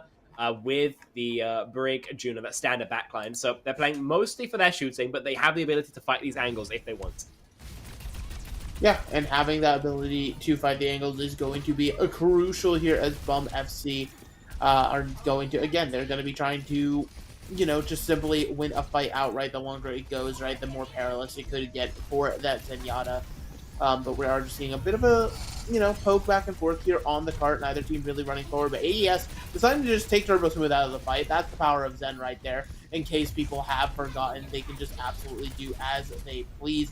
And now Golden Pants deciding to see if they can be an astronaut, taking off for the skybox here, is going to give 0907 the chance to sort of push on this push by here. Not having to worry about much anything else here, despite being down their Tracer. The Brig's so incredibly low, all they have is Orb of Harmony trying to keep them alive, and with Evil now missing with the fight, make that Swag Demon to follow. It somehow means that 0907, despite losing their Tracer first, have won this fight. Yeah, works out super well for them here. I mean, Imagine is just so free wherever he chooses to be. There's nothing really that Bum FC can do to stop him, which is weird, because with the Zen Discord, you'd imagine he'd evaporate. But no, the lack of damage, I guess, from Golden Pants is there. AES, by the way, almost has Transcendence. These also coming online super early for both of these sides, because this fight has been so protracted, but no real advantage found yet for Bum FC. Yeah. Now,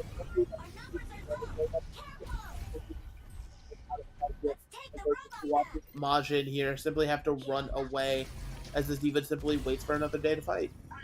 Yeah, finally we see something go back into the blue side save. Already more back and forth than amount number 1 was.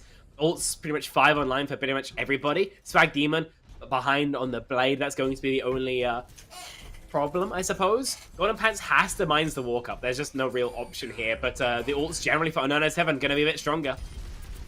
We'll have to see here as that minefield is out now. Majin simply taking the time to break those mines here. Now Jonowitch going to be popping the rally, giving everybody that extra HP, that extra sustain to live this fight here. The Transcendence is now going to be forced in response from AES.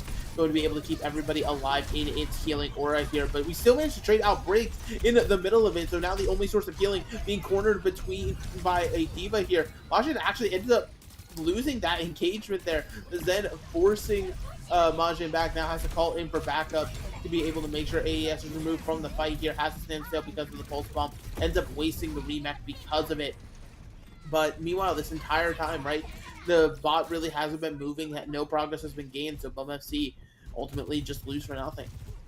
Yeah, it's a lot of investment for both of these sides. At the end of the day, I reckon Bummercy probably get the better of it, right? They've got Rally, they've got Blade, just walking into an OC, which you can disrupt, you can kite that pretty effectively, so not the end of the world for the blue side.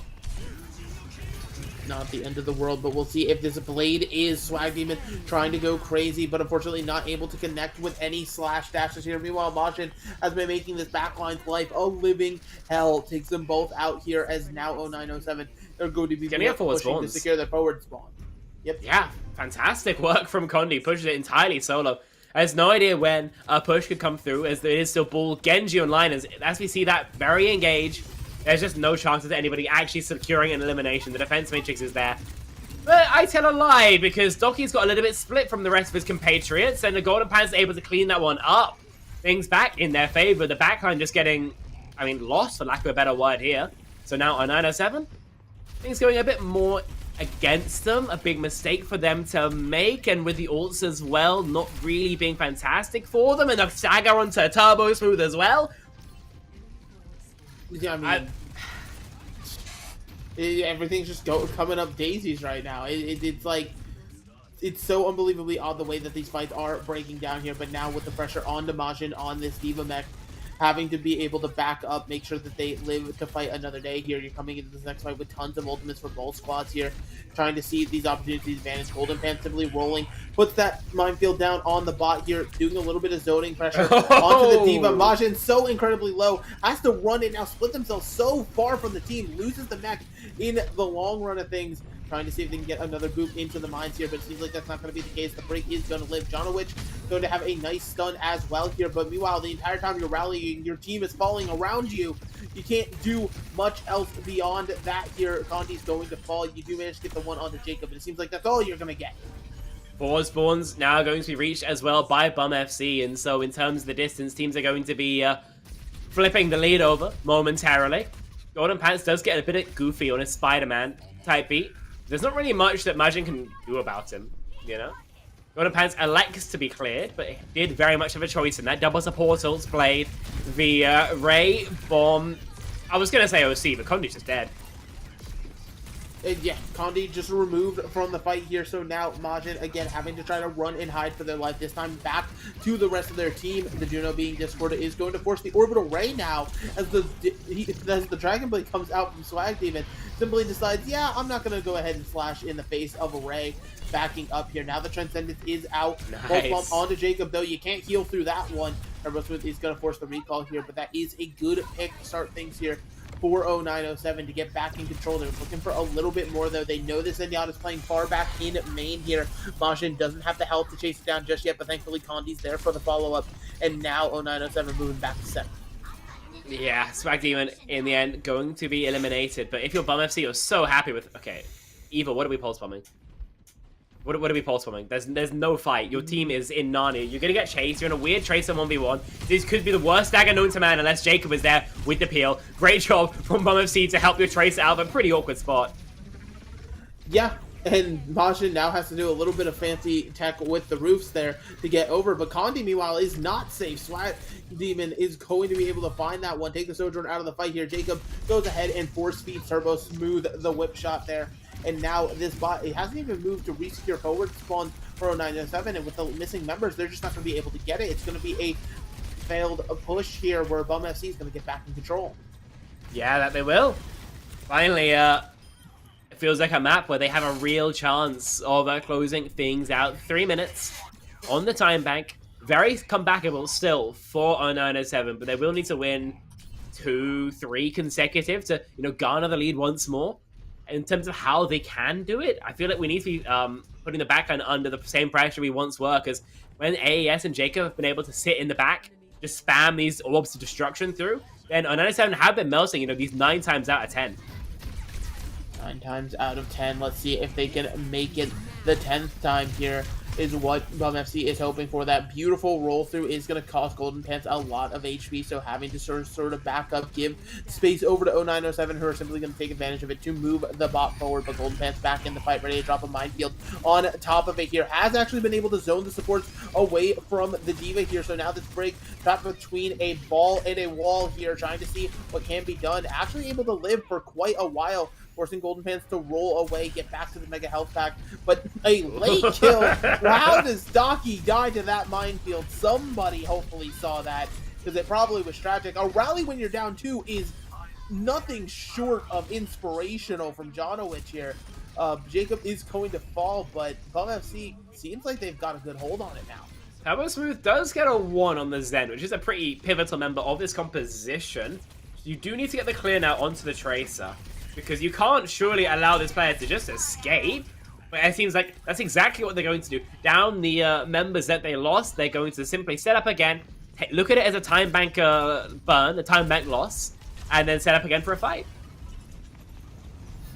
Exactly what they're hoping and trying to see here, but Golden Pants kills Condi. I mean, the Cassidy, you think, oh, I'm more survivable, I have higher HP. Unfortunately, not the case in that situation here. And Bum FC, again, are just keeping this ball on their side of the map. They have the respawns now to be able to gain some more meters on the cart. Indeed. Yeah, they're just walking forward here. You're having to be careful. AES doing what Zen does best, hiding in a corner behind your Brig, letting the Brig take all the damage for you. Now going to be forcing the Transcendence to keep both those supports alive here. Meanwhile, Jonowich already removed on the other side. Condi is going to be able to get one onto Evil here, but we're still looking at AES. Gets Taki. How is the Zenyatta still alive? Somebody answer me that. And I don't think anybody has the answers, but Bum FC are just continuing to win. Dude, it's so many people were looking at AES. They're just pickle chilling under the watchful eye of Jacob, and having that Transcendence as well does help as well. So much damage. That pick onto, what was it? Kudoki was fantastic. The D-Mech as well onto Majin. So now 20 seconds left to go, and 0907 have to work back a 40-meter lead. We have to work back a 40-meter lead in the face of 4 ultimates, which a rally, a blade, and a minefield all just got dropped. Condi's already removed from the fight. The blade's going to be able to finally get a kill this map and take Jonowich out of the fight. Turbo Smooth missing it, leaves only 2 members. This D.Va's going to have to fly to cart, try to see what stall Majin can pull off here. Unfortunately, it's not going to be a good one. No bomb remech either. The baby D.Va not long for this world means it's going to have to be a Tracer touch, but already Evil was ready to mark it, and it seems like, barring a miracle, yeah, Bum FC are going to be able to get a map on the board in this series. Yeah, no clean sweep here for 0907. They've still got to fight for this victory. And I gotta say, now that Golden Pants and Co., all their heroes are actually, online in the server, they do seem like a team transformed. Each round's a great map for them as well. We just get to see exactly what they can do. And AES as well. That Zen, I wasn't quite sure about, but in terms of how it ended up playing out, playing those margins so fantastically, right? Very rarely dying in stupid spots, and even in some of those stupid spots, finding some really ridiculous value. So now, for the first time today, 0907 are going to be the ones who've been forced onto their own map pick onto that first ban. Yeah, they have control of either hybrid or a flashpoint wherever we can end up going, since we've already worked our way through both escort and push and control without, obviously, that doesn't need to be said. We always start on control. But also, not just the map pick, right? This is going to be the first time that 0907 has choice of first ban here. And, I mean, unless they want to try to save it for even later, you have to imagine it's just the ball ban coming, right? Yeah, I mean... why not? You know? Has anything else really been a problem for you? Like to the Zen, I guess? You could ban Zen if you wanted, but you could also just ban Bull and get it over with. I'd be very surprised if they move towards literally anything else in any use case. Because it's Golden Pants and Bull, you know? It's worth mentioning, definitely, the Golden Pants' other characters are very strong. At least high expert, low masters level, if not, you know, stronger. But his Bull is just tiers above everything else. And so it is very much a target ban. It won't necessarily make the rest of the team stronger. It won't really hurt what comps they can play. It just means that there's not a madman on Wrecking Wheel just dealing, you know, 10k for 10. Yeah. I mean,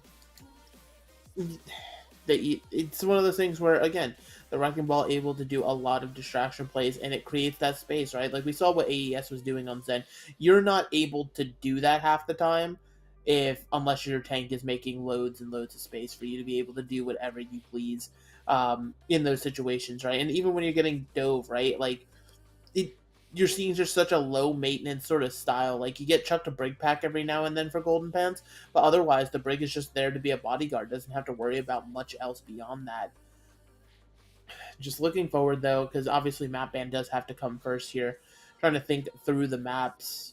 You know, if you're going to be able to enable your hazard composition, I'm expecting some sort of hybrid map, right? That's not something... Neither of these teams really have a strategy that fits well on Flashpoint. They can, like, make it work there.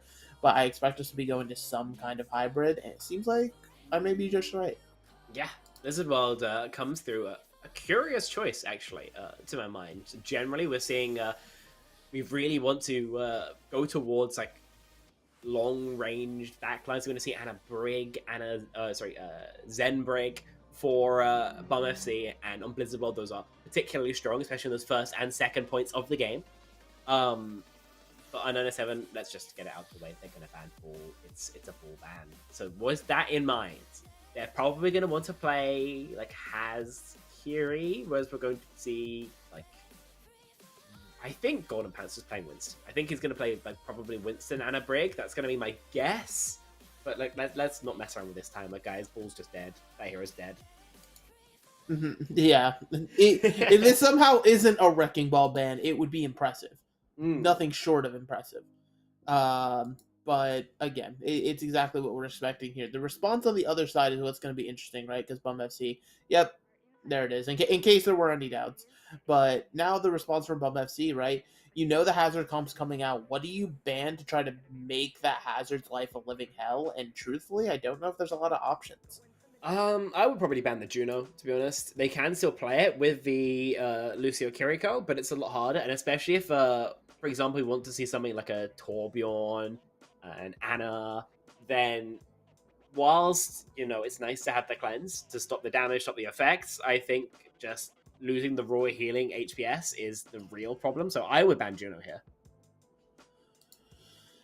It's a good shout, absolutely, taking the speed out of the fight, forcing it to be more of that Lucio if you want the regular speed boost, which then obviously changes the whole dynamic of your backline here. And that's sort of been, you know, beyond just the series, there's sort of the history with bans as we've been seeing, right? A lot of support bans sort of force different backlines and change up the style of the game and how it goes. It's very interesting. And yeah, I mean, you hit the nail right on the head. The Juno going to be the target of Bum FC's ban here. And now just looking forward to how this Blizzard World's going to play out. Like you said, it's probably going to be some Winston and just standard dive coming out from Bum FC, but 0907, they're going to just pilot this hazard and just see whatever they can make of it. That's exactly what we envision here, Mega. And so the first non-Bull map of Bum FC's at least this game, and of course this is also the right after the first map, or playoffs rather, that 0907 have dropped. Remember, their only loss was an FF against Moths. Their lower final, actually, Moths FF'd against them. That was yesterday. So seems like both teams just gave each other a free win that ended up favoring 0907, obviously, a smidge more, making it all the way to these grand finals in the EU Open Division of CGL Season 15. Blizzard World, a map where we could be seeing 0907 reach tournament point, reaching 3-1, or whether Bum FC could equalize us before we head to the next break. Equalization is obviously what Bum FC is hoping for, but 0907 they're going to be trying to walk forward in the attacker spawn right now, so there is time to switch here. The Sombra pick, it's something that a lot of teams like to try on Blizzard World, and it always comes out to different, mixed results of success here, right? Generally speaking, it's like, do you try to flank for the backline? Do you just try to play cloaked with your hazard and make it a sneaky little ambush sort of situation here? But seems like the Sombra maybe not in the cards just yet here. Servo Smooth teleports everybody out and goes back to the Genji. Yeah, both these comps make a hell of a lot of sense. AES is just going to be burning every cooldown onto Majin. So is Stocky. It's just whoever gets to play the game more between Golden Pants and Majin, who's very likely going to find the lead. What a wall! A wall that interrupts the leap here. Golden Pants already having to just walk back. It forces the Bionade to try to keep this Winston nice and healthy here. Now Majin simply turning away from the Winston, deciding these supports look like a tantalizing target, and they will be just that. It's going to be Evil who's going to be the first one to fall here. And so now this Hazard being able to jump in a little bit freely, as it were. Majin doing exactly what a Hazard does best, getting into the backline. Nice trade. Golden Need a touch. is going to get a good kill here, but they're looking for a little bit more. Like you said, that touch, it has to come through at the last minute here. Now with that monkey bubble broken, though, it is just going to be Golden Pants having to go 1v1 against the Hazard. Not something I would ask of anybody here. Jacob caught on point. This Brig, very out of position here, has to get a lot of healing. Unfortunately, it's not going to be enough with Condi's railgun being able to find the follow-up damage. Majin being able to stay alive at the last minute. AES getting this nano boost online just too little too late here. Could have gone on to Golden Pants, but it seems like Bum FC is just going to have to give this point up. What a wall timing again from Majin. Walls off the backline from Golden Pants. The instant that nano boost becomes operational, if AES is able to heal once more, then you have another turn in that fight, another Volta in the battle, but instead, Bum FC concede the first point in the first time of asking, right? So a 5-minute time bank, 3 ults, coming up to 5 online for 0907, and they've got control of the tower. They've got control of the turret, and so I expect them to be able to maybe snowball this into more than a couple fight wins. Yeah, and the snowball, like you said, is something that just keeps going here, but we'll have to see how it goes. Swag Demon getting some good shurikens in before ultimately having to back off here. Majin being able to live, because that's what a Hazard does best. The downpour comes through, only tries to connect on the break, who thankfully with a nano and a quick time shield is going to be able to live that one here. Now we're seeing both teams back and forth in the Kitsune Rush, try to see if value can be found. No picks come through just yet. We're still in an even 5v5 fight. Majin trying to jump forward and change that, though. Evil has the slide ready, though, to get out of the fight. Doesn't even have to look at the Hazard. Gets the damage in to allow Swag Demon to finish off that Genji here. Now, John Witch having to be a little bit safer, especially with a Primaling Winston directly in your backline. You have to be careful. Majin, again, connects on to Evil here and gets one onto Jacob as well, while still so incredibly low. Condi decides to commit the overclock here. It takes Golden Pants out of the fight and it's going to secure the fight for 0907.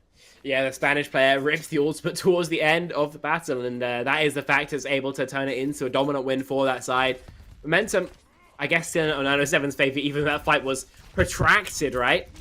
But now the beat the blade into beat OC rally, you've got to be feeling a little bit hard done. So, okay, if Golden Pants wasn't an unshot, that would be so much harder.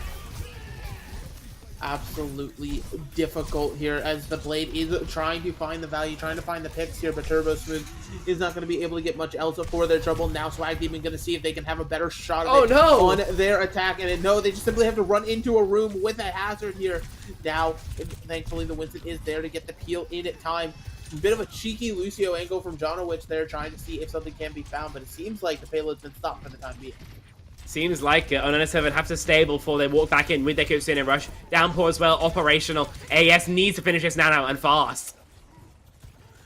Yeah, and now unfortunately, I don't think that nano's going to be up in time here with the wall again. Majin is simply on a point with these jagged wall placements, and it's going to allow not just the point B cap, but it's going to stifle any chance Bum FC had of winning this fight.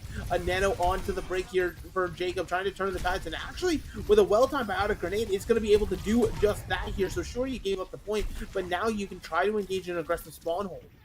Aggressive spawn holes just aren't typically played here, but we will probably see a very hard shoot of the walk-up. Remember, 097 really wants to be playing on this corner. So anytime they're not on it is where Bum FC are going to be in advantage, where they can be using Ananades, Soldier Rails, and all that kind of jazz to leverage whatever they can to eke out a fight win. Yeah, and so having to see what they can force here, as now the Primal Rage is forced in response to the downpour here. Nobody caught up in that one just yet here.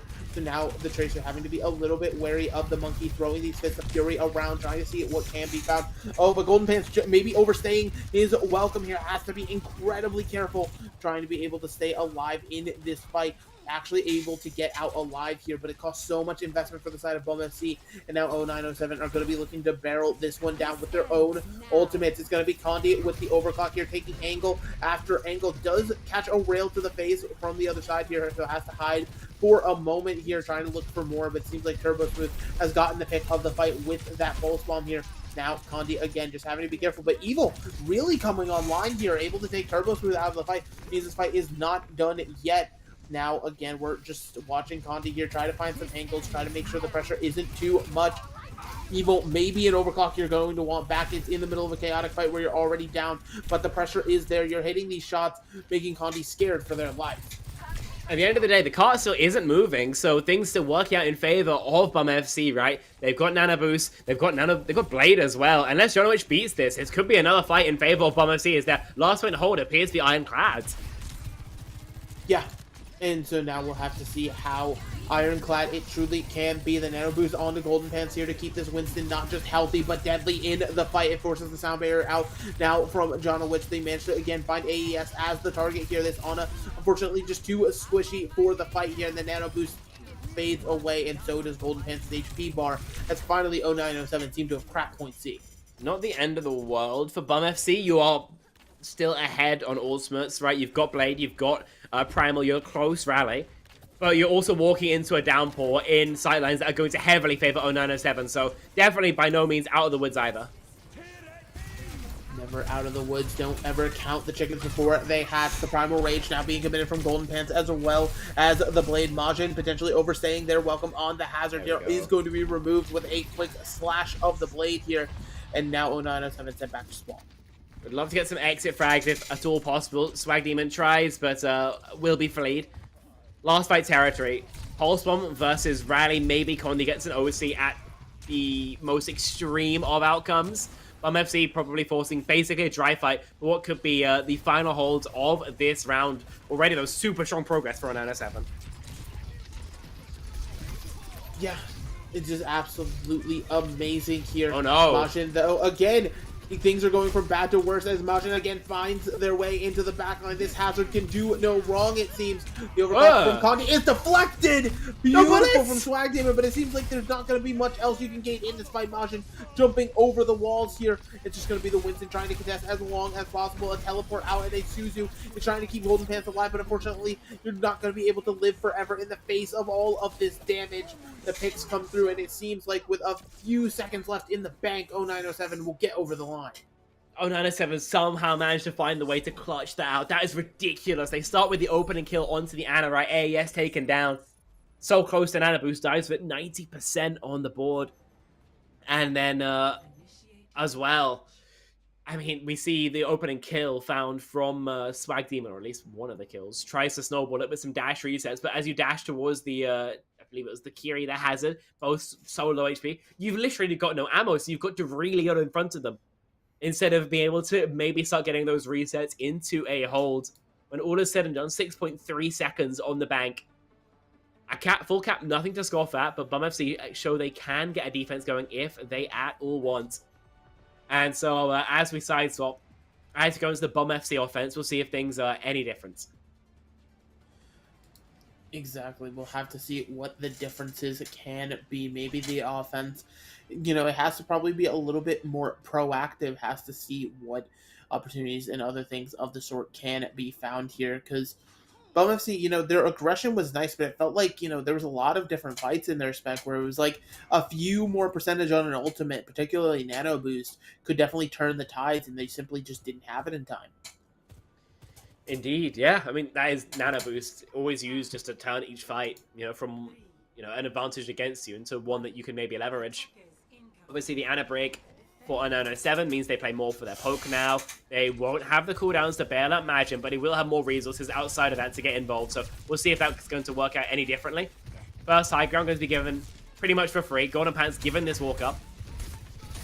So he actually needs to get onto the backline at some point sooner rather than later. We'll have to see it when that sooner ends up coming here as Golden Pants now simply has to leap forward again, but it's a short leap, a staging leap as it were here, just to gain more positioning on the map here. Now the high ground is being held. You're seeing Majin jump up, simply trying to do what Hazard does best, and that is deter the rest of the team here. Majin doing a great job of that. Already has one on Swag, even looking for a bit more with the help of the Tracer. Stuck on the Eagle, though, means no entry for the Hazard. But look at this. I mean, just, again, willing to go in this aggressively because of how much HP and sustain you have. It's just ridiculous for a tank, but maybe you've overstayed your welcome now in the face of everybody else in this room. Turbo Smooth is going to get the recall force. A beautiful anti-nade followed up on here. Now, somebody has to peel for this on it. It seems like Evil will be the one to do that. So Bum FC cleans up the fight and goes on to point A. 7 just go like absolutely all the way in, so deep, and it turns out there's maybe a reason teams don't do that all the time, right? There is a retake if you so wish, but it is ill-advised in my opinion. Ill-advised, but it seems like they went for it anyway. Majin already costing their life for it, and yeah, the rest of the team's going to back up as the payload is officially capped here. Turbo Smooth trying to live with the rest of the team, but it seems like Bum FC is not going to let them go so freely just yet. The nade from downtown, hoping to see what can come up here, and maybe now Golden Pants overstaying their own welcome goes into spawn with 5 people. Oh my goodness gracious. We are just taking turns not sacking. There's no two ways of describing it. Back up to behind the chokehold. I was about to go into a whole spiel about how on 7 couldn't chokehold because they went for that recontest, but evidently they can if Golden Pants just goes all the way in. Got a nano boost. 3 very valid targets for it. Just about who AS really wants to empower. We'll have to see, but they don't even get a chance to decide as Majin, with their own nano boost, decides to go ahead and jump on top and get them out of the fight here. Turbo Smooth is going to clean up this fight as well in 0907. They get a good hold. It's very simple for them. You give the nano to Majin, he one-shots your nano, fair enough. Will cost 0907 an ultimate, you don't get anything out of Bum FC's primal than a timing. Yeah, the timing we'll have to see here, but it seems like the Primal is at least going to have some impact here, taking John Witch out of the fight. Now trying to see if it can look for a little bit more here. The Turbo Smooth on Tracer deciding to blink back in to point A towards the original attacker spawn. See if maybe there's anything fun going on over there. In the meantime, though, just again, the healing and damage is there to keep this rolling for Bum FC. Deeply strange fight here, but I think in some of these really chaotic engagements, Bum FC may be able to find a little bit more value than a 907. And we do see that there. Turbo Smooth also gets Yotta staggered, so it's going to be 4v5 for a hot second. Turbo Smooth only respawning now, even. Nano Boost, good Nano Blade, Nano Primal, Nano OC. Again, just whoever you want to dump it on. Exactly, so many options, but it seems like it's going to be the Nano OC here, and Evil immediately removes 2 from the fight. I mean, Evil, that's 3! Oh my goodness, the fact that Condi's in the lobby and you're doing so much more is a feat in and of itself, Evil, my goodness. Dude, Turbo Smooth literally just got back from a spawn. He got one shot to the body from a nano boosted rail. I put my fist in my keyboard, and then obviously Evil's able to turn that into a 3-piece. Fantastic work. 4 minutes in the time bank, a very real chance of Bum FC getting a better lead on this map than their opposition. Great sleep as well to halt the momentum. Halt the momentum, but now they just have to be careful. Condi is firing off these shots from the railgun here. One false move and you're done for. So now, with that overclock expiring, Bum FC is now going to look for their opportunity to re-engage here and do exactly what they want. But it seems like they're just looking at each other, finding their moment, and now it's going to be the Blade jumping in here. Majin is at Nano, so we are trading back lines here. Both of the back lines are missing, though, for 0907. No support in sight means Condi's 1 HP will finally be removed from him. Now going to be a stick onto the Sojourn here. Again, this fight, it's so chaotic, so back and forth, but it seems like the bot's going to be able to move unless Turbo Smooth decides that it will stay right here. They'll have to wait for a regroup. The spawns, I think, are a smidge better for Bum FC, so they might be able to hold for longer. That's such a good nade, but the rally from Jacob is going to mean that we can still see Bum FC staying in this fight. Yeah, they're just wanting to stay in this fight, and now with an anti onto Hazard, Majin just stops blocking because there's nothing else left to be done there. It is a trade, though. John Owich is going to be able to use that rally to take Jacob out of the fight here. Now, again, trying to find this pressure onto the on, and not as easy this time around. Turbo Smooth has to blink out of it here. And finally, Bum FC, they actually stabilize. They win the fight. Yeah, they're getting the real progress on the cart right now. Turbo Smooth is already looking to go in once again, but it right now seems effectively marked. Effectively marked. The downpour comes out from Majin in the middle of that. Nobody going to be able to be caught or bound up. Oh, and now enough. it's a nano boosted Winston here who just kills 3. Just again, just nano somebody. Let them kill 3. Why not? Pum FC absolutely taking them to task right now. And this is the momentum we love to see. Absolutely. I mean, Golden Pants takes Nano. I guess the backline was half HP or something, because a half second afterwards, then John Witch and Doki both instantly fall. I think it was Condi who fell a second after. Imagine pokes out. They're on the final approach here. The final approach. Somebody's got to be able to get onto the score. You Muppets! You have a Majin. You have a Tracer. Why is nobody planning to touch the objective? And Jacob, I want to recall back to Dorado when Jacob was the one getting typed at. Jacob gets to be the one to officially respond with a real C9. 0907, what are you doing? What was it that John Witch said? Mental booming already, GG's? Was that effect? I mean, how are you feeling after that one, mate? How are you feeling after that one? Yeah, I ain't got anything witty for you after that. That is a stinker. That is an absolute stinker. Shout out Golden Pants one time, who's still looking like the best player in the lobby once his one trick has been banned. 17k damage, 6 deaths, 29 eliminations. That guy's pretty good at Overwatch. I don't know what else to say, but like, are we really C9ing in our CGL Season 15 EU Open Championships?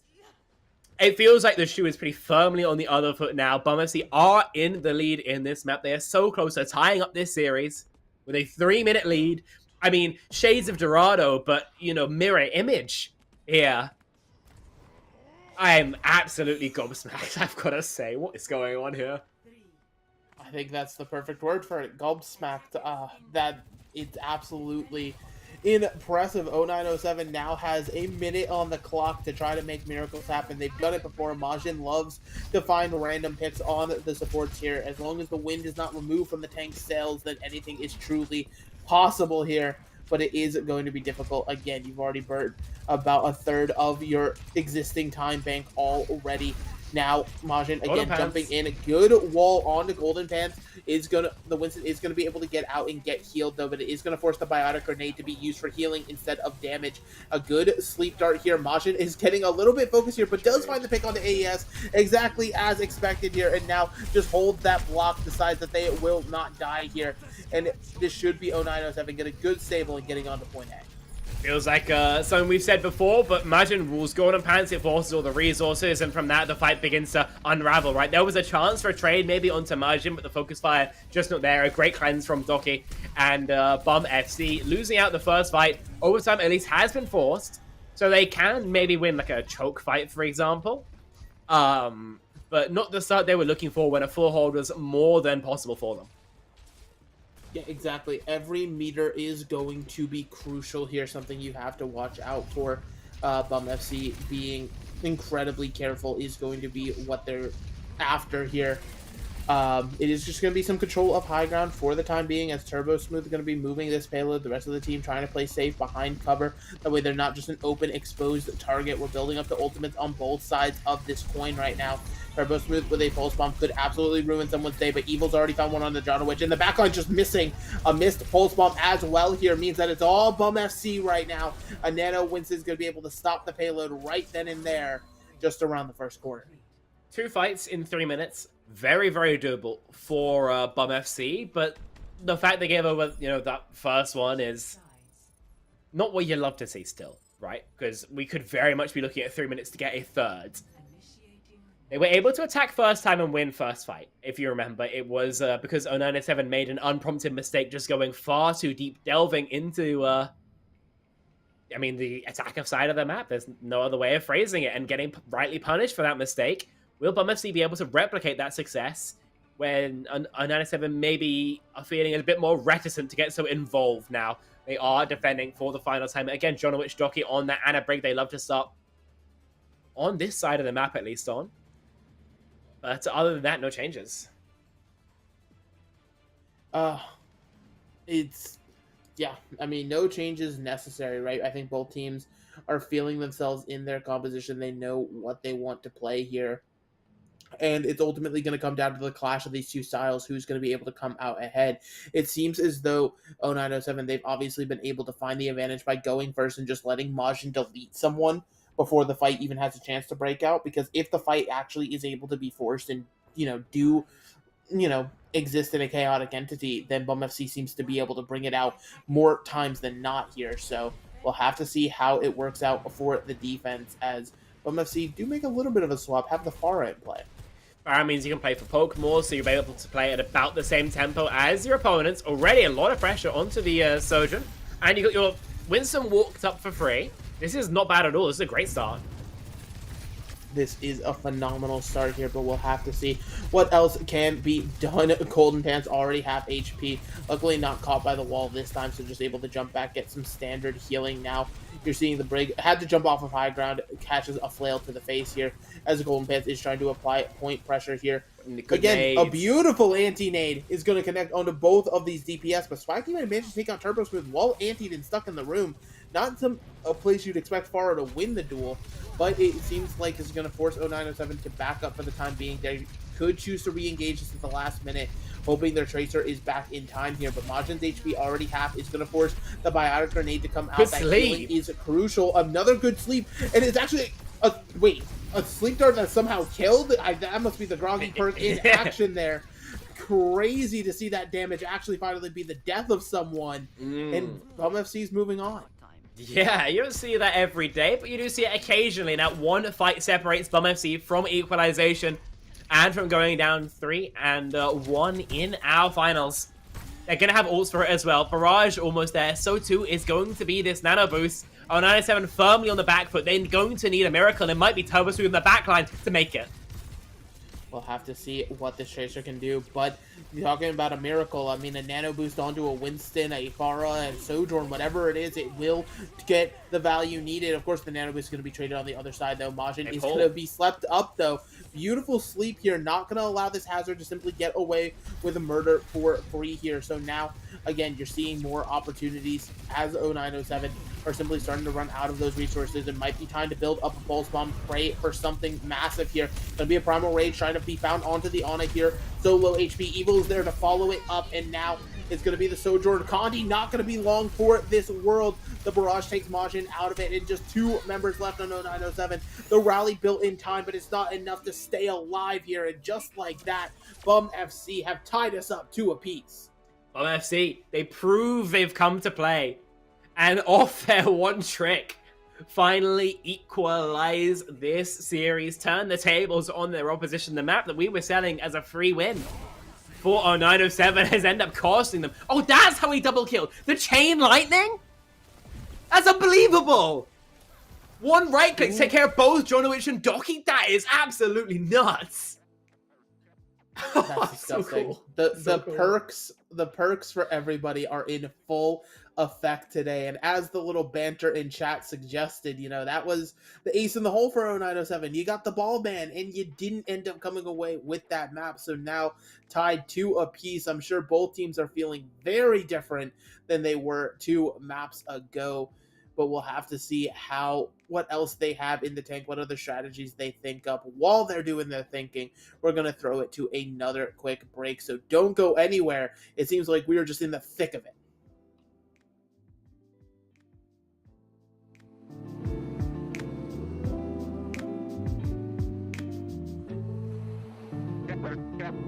Cash and the ticket is yours.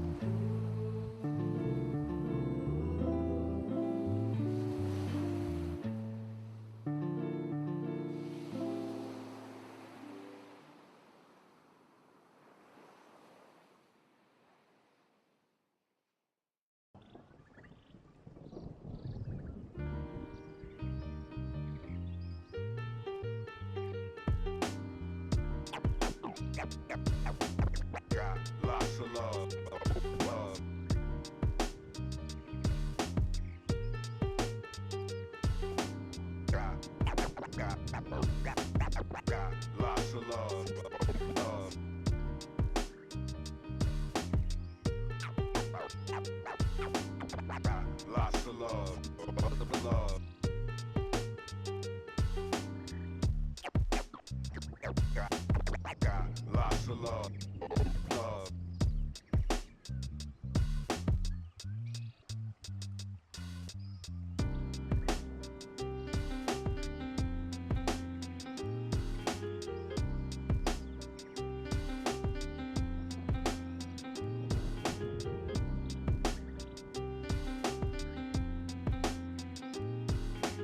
Got lots of love. Love. Got lots of love. Love.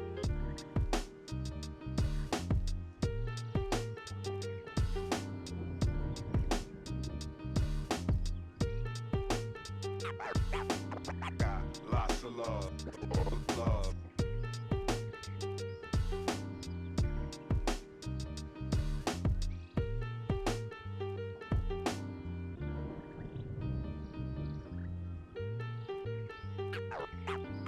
Got lots of love. Love. Got lots of love. Love.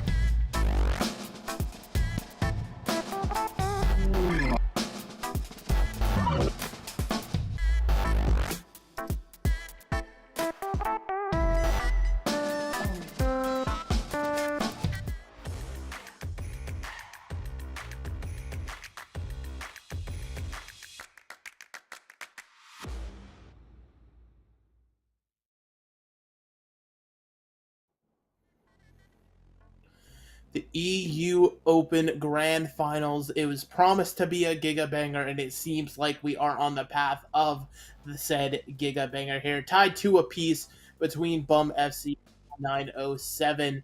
Heading into Map 5, Spectron, what have we been seeing so far? We've been seeing a story of two games, right? Of two teams. The Bum FC, who seem really asleep, who aren't hitting their shots, who are choked out by the Imagine Hascom. And then with Mentals Renewed, where they're hitting their shots, they're going for slightly nuts plays, right? And showing that they're not just a ball one-trick team. I mean, obviously, you think back to that last game, and the thing that maybe sticks out like a sore thumb is that C9, which was... It was quite something. Like, I'm not saying that the fight was going to be advantaged at all for 0907, but they've shown an ability to come, back from behind when it really matters.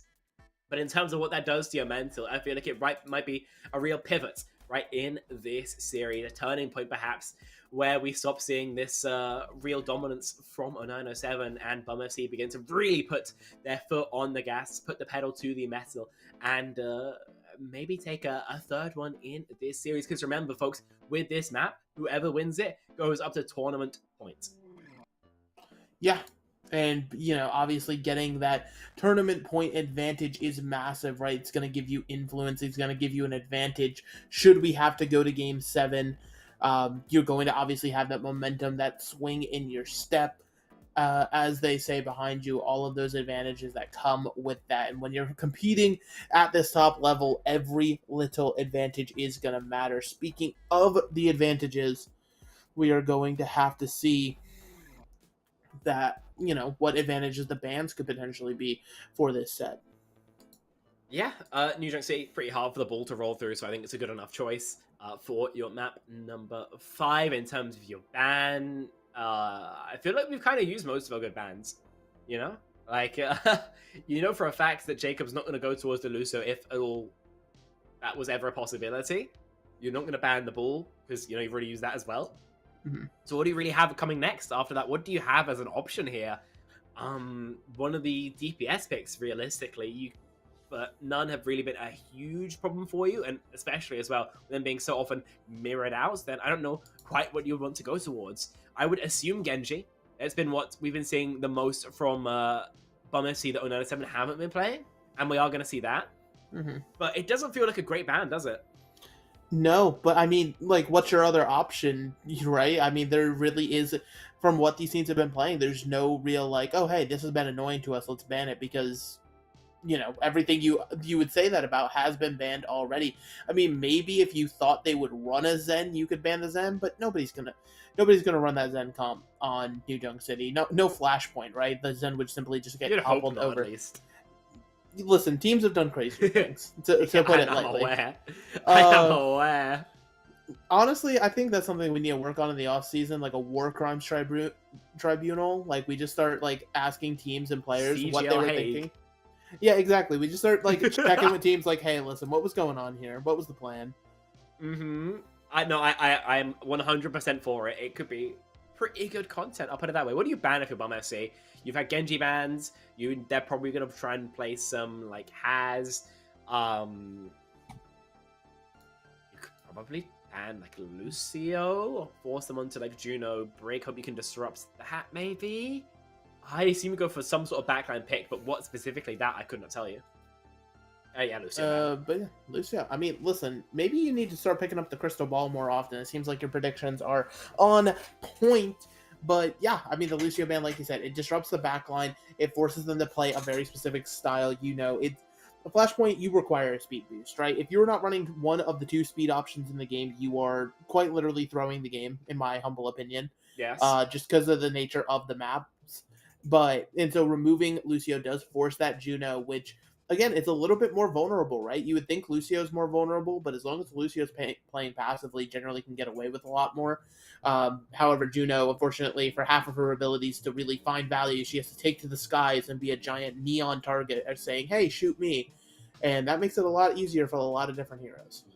I think the problem with Bum FC in general is that ideally they would want to be removing break, like 100% of the time, because it's the thing that really disrupts and messes up ball a lot of the time. The problem is Jacob is a break player. Not going to say a one trick, right? He has other heroes in his repertoire, but he's a break player, and so you can't really be targeting that pick in the same way you otherwise would be if you had another player like a Captain Prash, right? Just throwing names out here.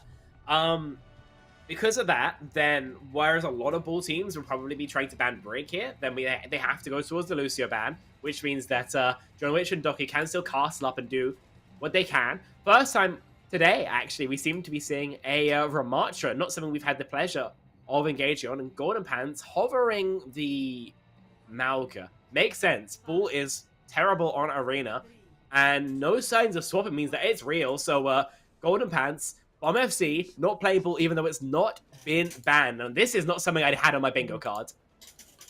I mean, hey, listen, you know, when the map calls for it, do as it says here. The Malga, you know, it can do a lot of things here. It can definitely put the pressure on top of these situations that you would want it to. Already Golden Pants running forward here, catches a bit of a hinder. Oh my, Doki just decides to fly in the face of two miniguns, and Bunny and Cha-Cha will rip you to shreds.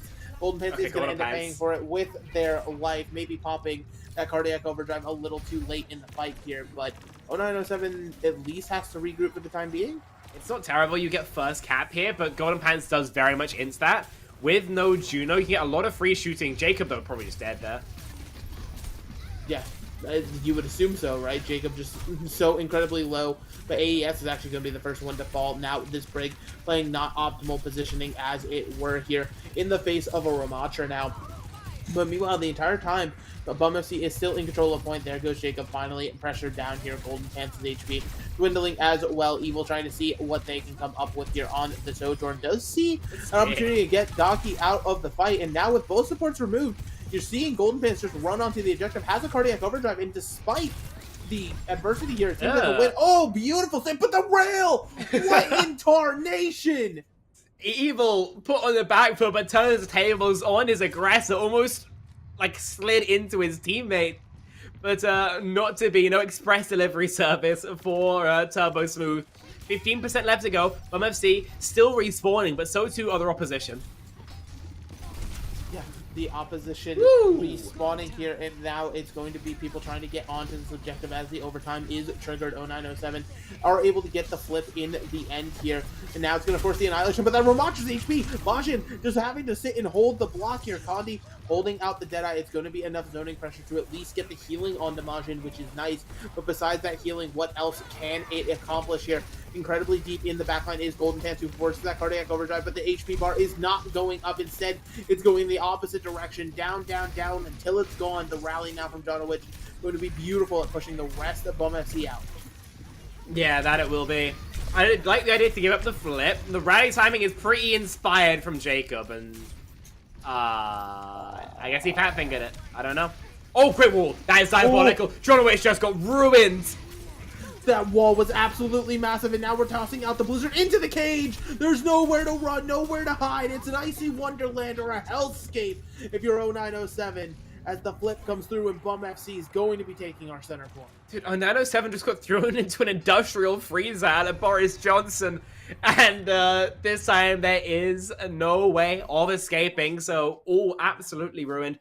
They get their first flashpoint, and things continue to go in the favor of Bum FC. Once they took their first back, the momentum appears to be just, rolling them to each consecutive victory. Yeah, now trying to regain the momentum, though, is these dueling orbital rays here. It seems like both teams are able to come up with one apiece. It's Golden Pants, though, who's missing. Missing that tank is crucial here. Of course, we've seen Evil put on these carry performances in these situations, but I don't think this is going to be another one of those situations here. Incredibly low HP is the Sojourn here, as everybody now simply just rotating around, confusing me as to what point. So we were all fighting as though we were on the point behind. Okay. On Junkyard. Yeah. They really felt like it, I guess. First cap going to be going in favor of 0907. A pretty aggressive fight is lost because Golden Pants gets a little bit too aggro. Something we've been seeing as a bit of a theme here. No ultimates for Bum FC. 3 coming up to 4 for 0907 means they have a significant lead here, but they still have to make sure not to give over any individual mistakes, right? Not get mechanically gapped by their opposition, because Evil has been on a heater in maps, 3, 4, and now 5.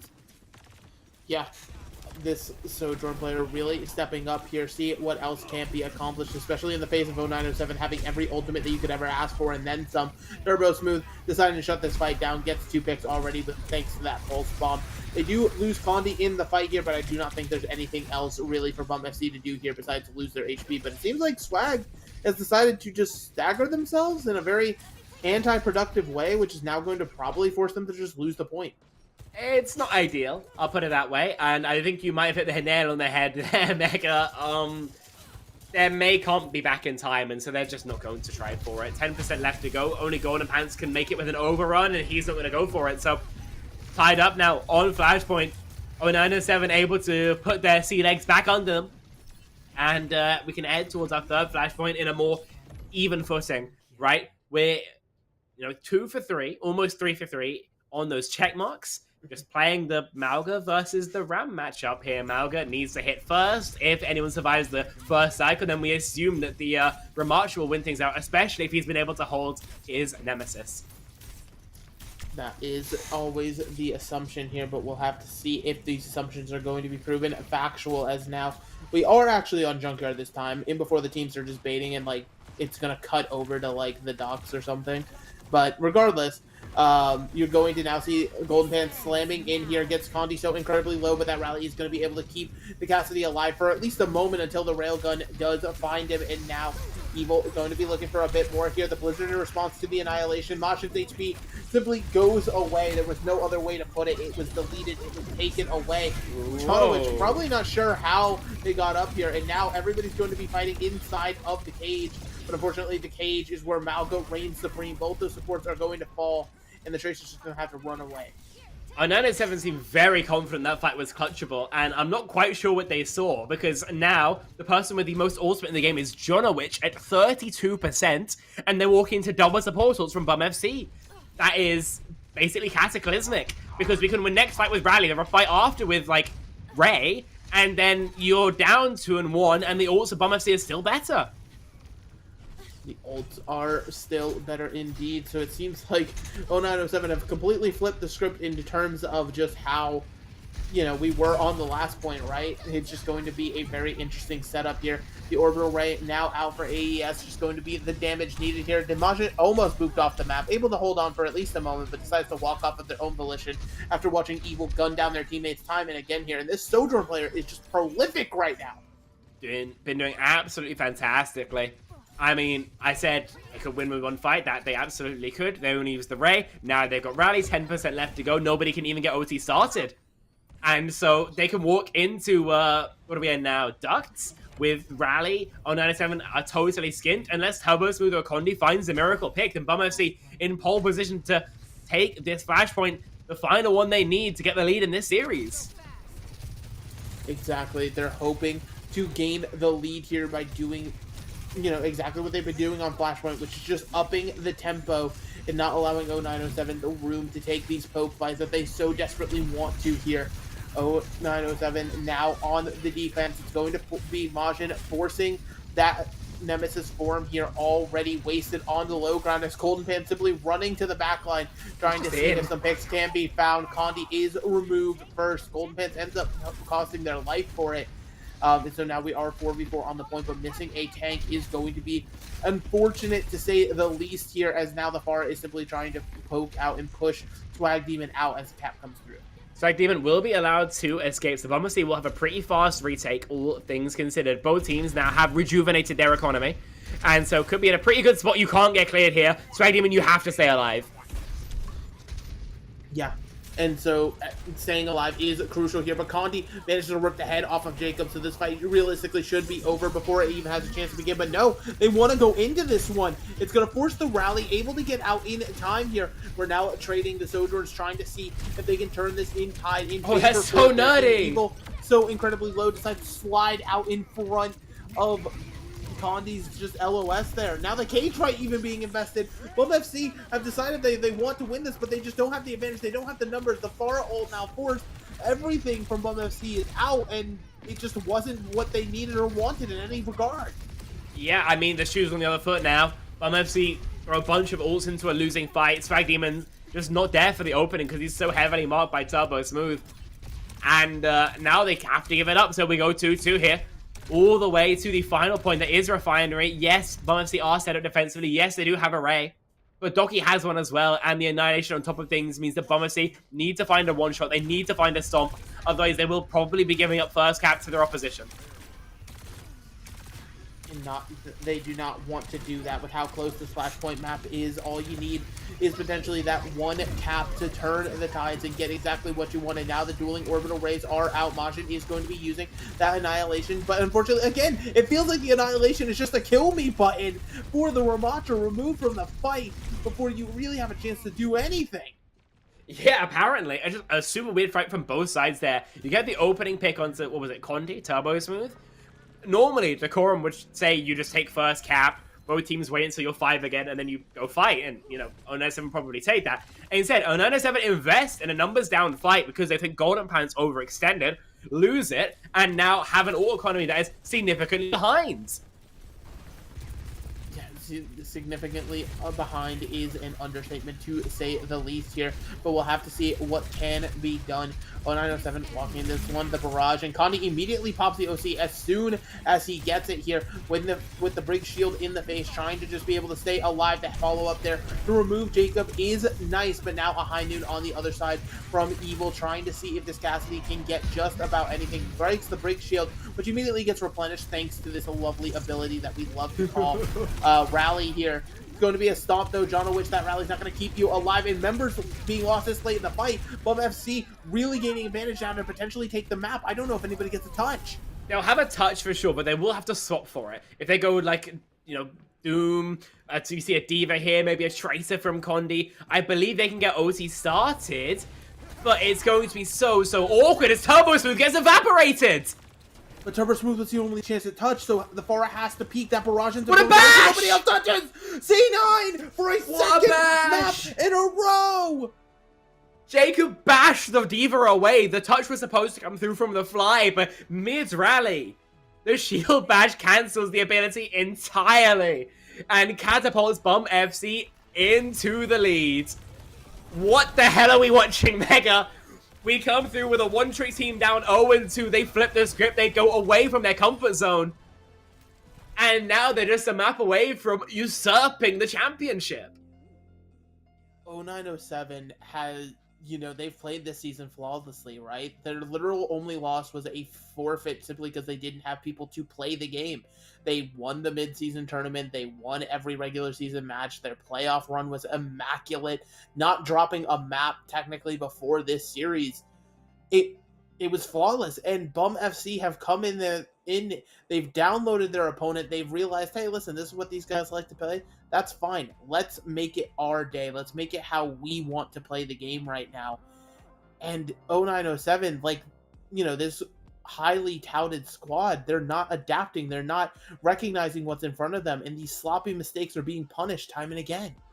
Yeah, absolutely. I mean, I think I've seen mental boomage before. I think we're seeing it here again. 0907 have no idea what's going on right now, it feels like. I mean, how do you lose a Brawl Mirror to Golden Pants? He's not even on Pool. He's on, Malga, and he's still running your pockets, apparently.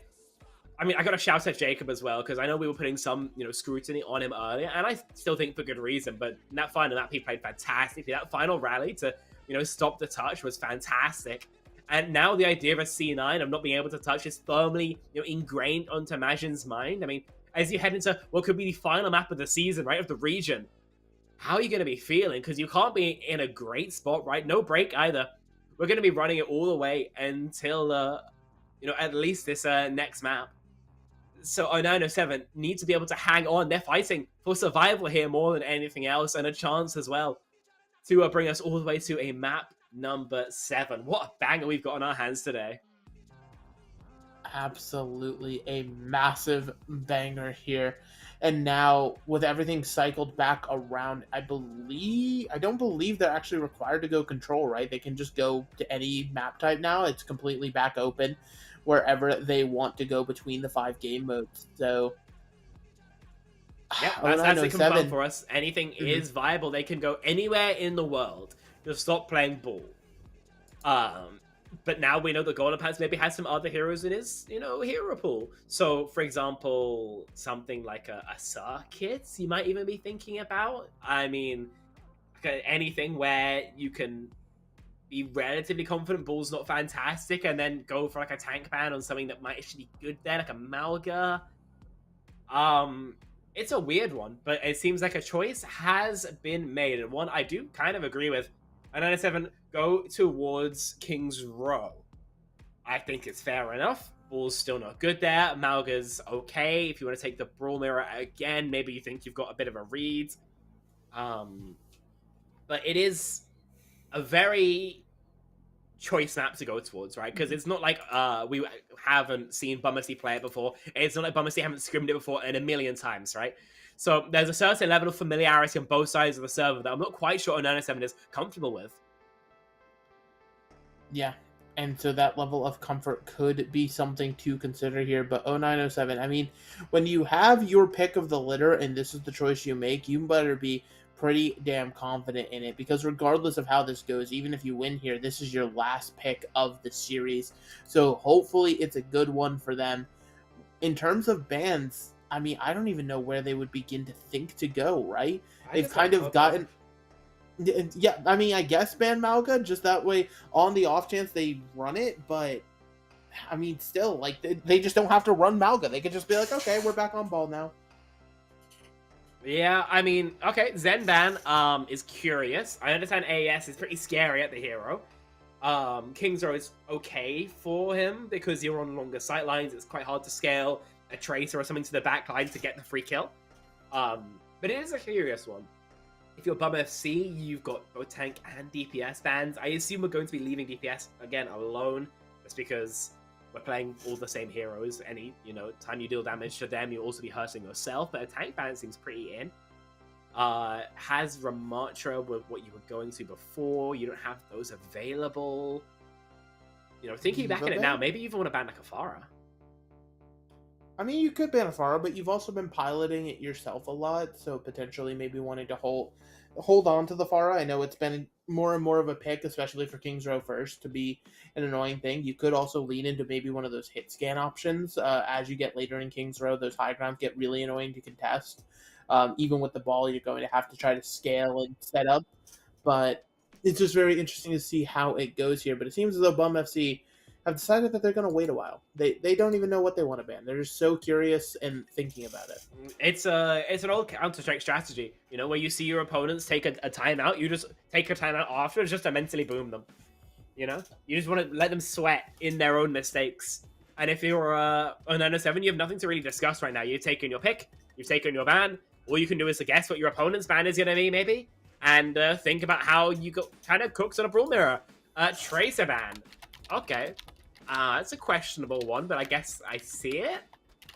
Tracer isn't really good on Kings, but you think Turbo is better at it than Swag, which I guess is true. So I think this is literally just you don't want to get Tracer gapped. Yeah, I mean, that's sort of the name of the game here, right? Is that, you know, not wanting to take that Tracer duel, I more than understand. I more than can even respect it. But again, it's just like, it makes it easier for your Brig, because your Brig, instead of having to like actually do what a Brig does best and mark Tracer, you get to kind of just take different options, look at what you're dealing with.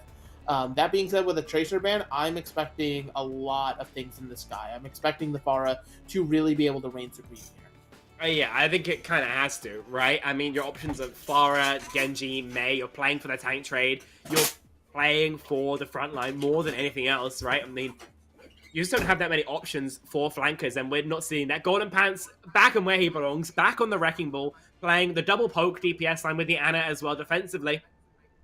How to deal with this comp is all about hoping for a mistake more than anything else. Evil, AAS, Jacob, they have to overpeak.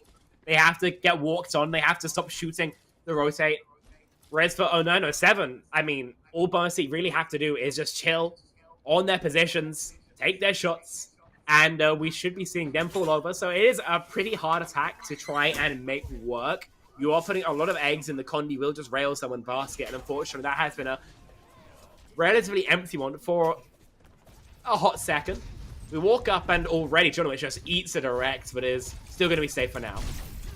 Safe for now, but we'll have to see what happens in the future here. Majin jumping forward, trying to take space. A good wall, but unfortunately, seems like Golden Pants predicted it there a little bit. Good nade immediately met by the cleansing Suzu here.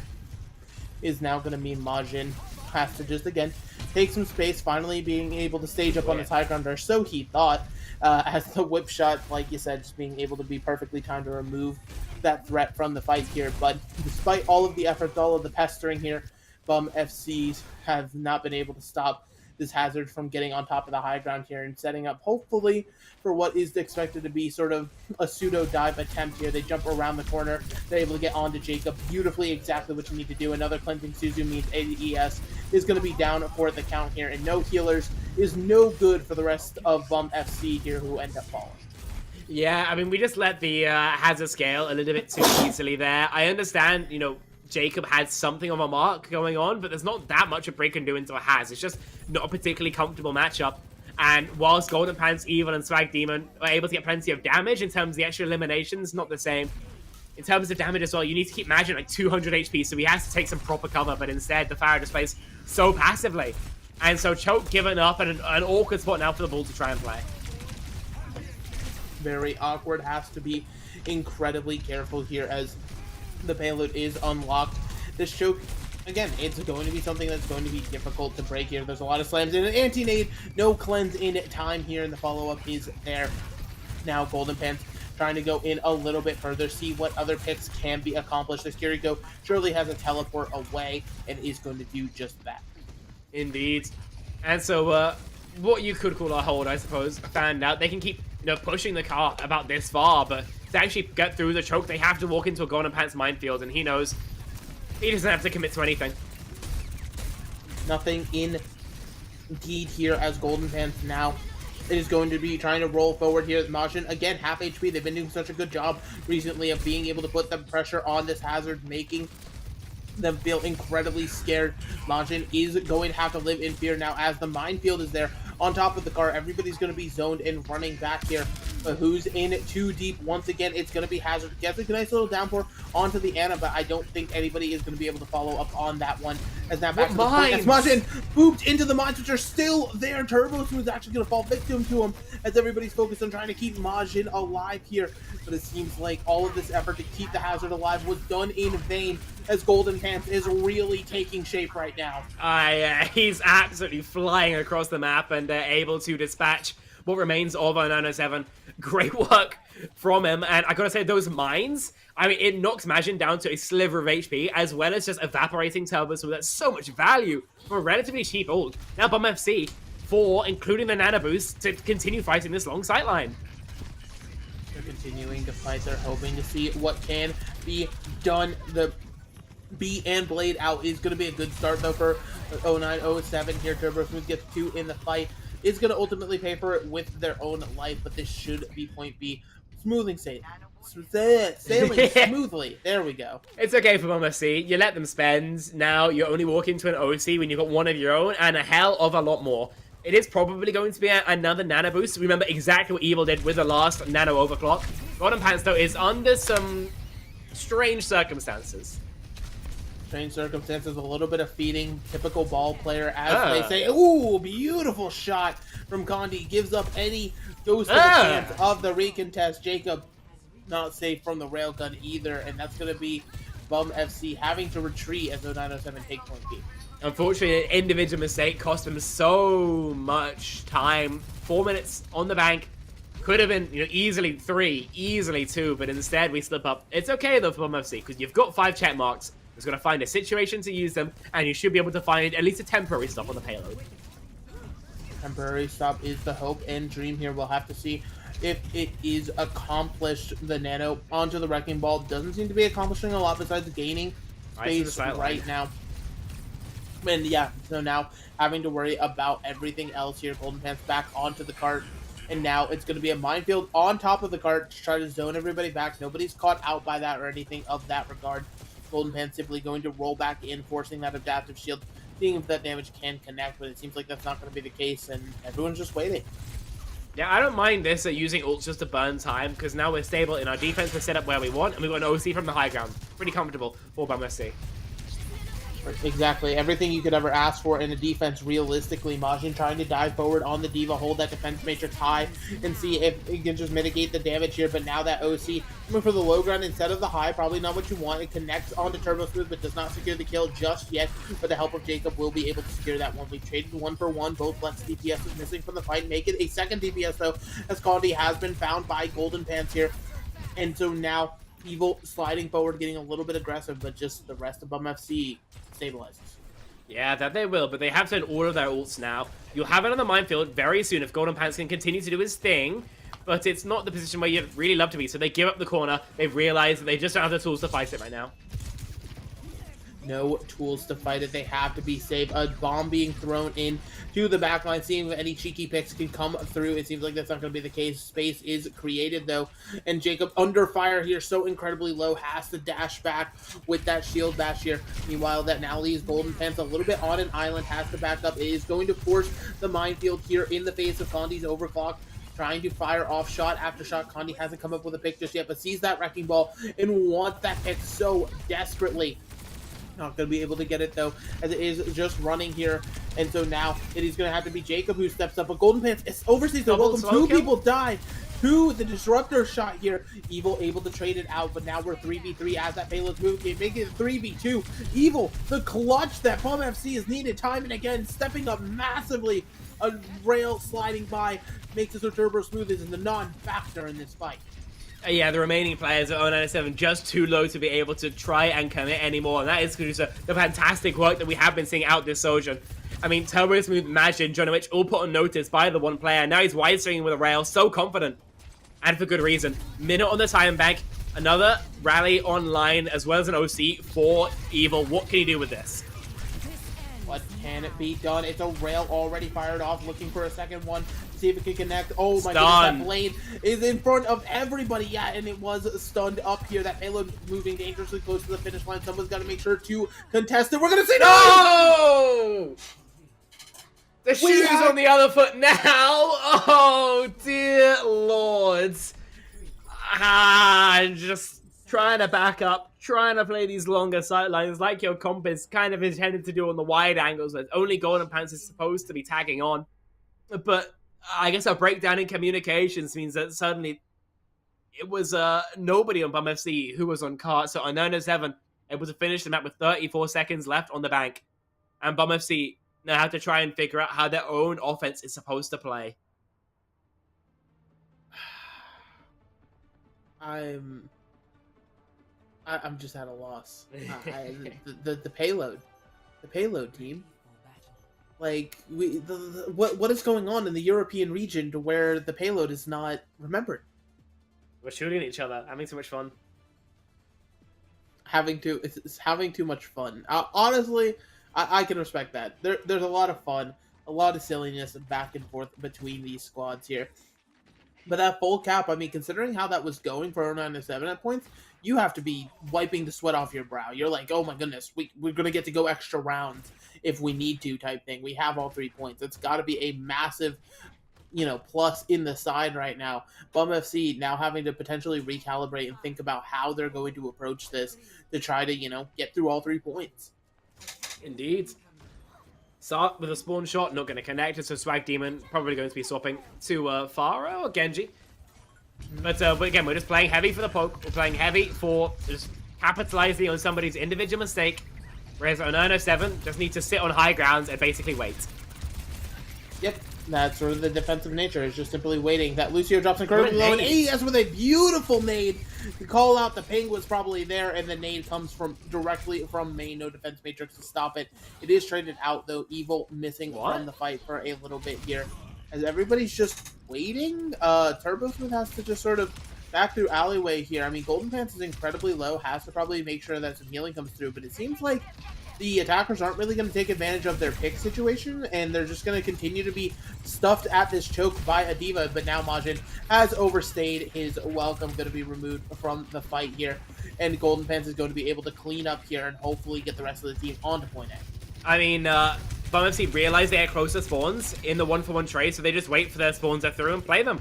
Golden Pants does feed a little bit, but you can get most of these exit frags anyway, so by no means the end of the world. And taking just over a minute, they're able to get the first point capped. Not too bad whatsoever for Bum FC. Needing a completion with time. They give themselves adequate on the bank for it. 5 minutes now to get this push going. Remember, this corner is where they were able to stall out their opposition for so long. So with Nano Boost largely, but a Minefield as well, that's what they intend to use to crack this. Pants dying here again, it really, again, doesn't matter. They have to wait for the cart to get through the choke before they even have a conversation about attacking. Yeah, it doesn't ultimately matter at the end of the day, but still, maybe your Wrecking Ball should not be feeding over 700 HP to the enemies. That's just a thought. But one for another time, I am sure here. Bum FC looking for how they're going to break this choke, as now that payload is exactly where you said it is. It's going to be the roughest place to break through. Slam comes through with the Minefield on top of the defense here. Now a Nano on top of our overclock here. Evil just deletes Condi, deletes Donkey. How many more do you want? My goodness, it feels like Evil is just a dominant force in this lobby. I mean, he's getting every resource in the game as well. I mean, 150 damage rail combined with a Nano Boost, you're one-trusting to the body, and so there's not really much that a Nano 7 can do. Relatively heavy spend, that is for sure. So the Blade rally into Blade BOC is an uphill battle for sure for Unknown 7, but if they get a pick like their opponents did on the walk-up, then that might not even be a conversation. I mean, yeah, and so we'll have to see how that conversation breaks down. The Suzu already wasted to keep Majin nice and healthy. The sound barrier now going to come out with Condi firing off shots from that railgun. Everybody having to hide. I think people forgot about Evil in the corner here. A slept up Dragon Blade! Turbo Smooth not going to be able to get a goddamn thing with this blade. Condi removed from the fight. The HP bar is incredibly low, and meanwhile, this whole time, the payload for Bum FC is moving closer and closer to point C. My goodness. What a ridiculously chaotic fight. I mean, it seemed to be going in favor of 0907, but they just push a little bit too deep, something we've said before. And because of that, I mean, A great sleep punishes all the over-aggression. Bomb FC, 4.5 minutes. All they need to do is cap with time, but they'd love to have a lead here. Mines getting closer to a nano boost, but a downpour, which was so brutal in the earlier parts of this series, is online once again. Yeah, and so now we'll have to see that minefield is up in the roof. So look at this, Turbo Smooth having to play completely in the skybox out of fear of some of those mines that were stuck up on the high ground there. Absolutely insane. Majin has this downpour ready to go, can throw it out whenever to make sure to try to trap up as many members as possible here, but can't push it too deep into the minefield here. Has to be incredibly safe.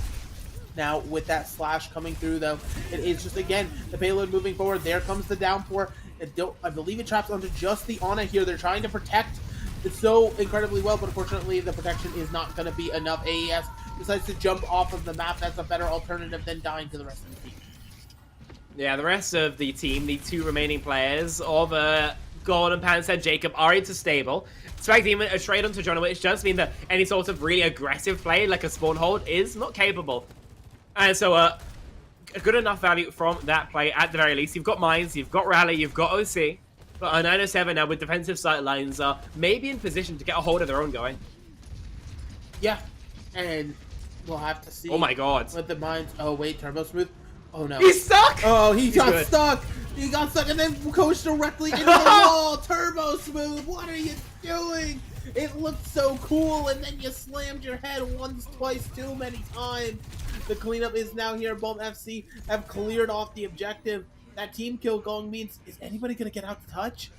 I think they can get out to touch, but they're walking into Mines, they're walking into an OC. This is going to be such a bad time bank.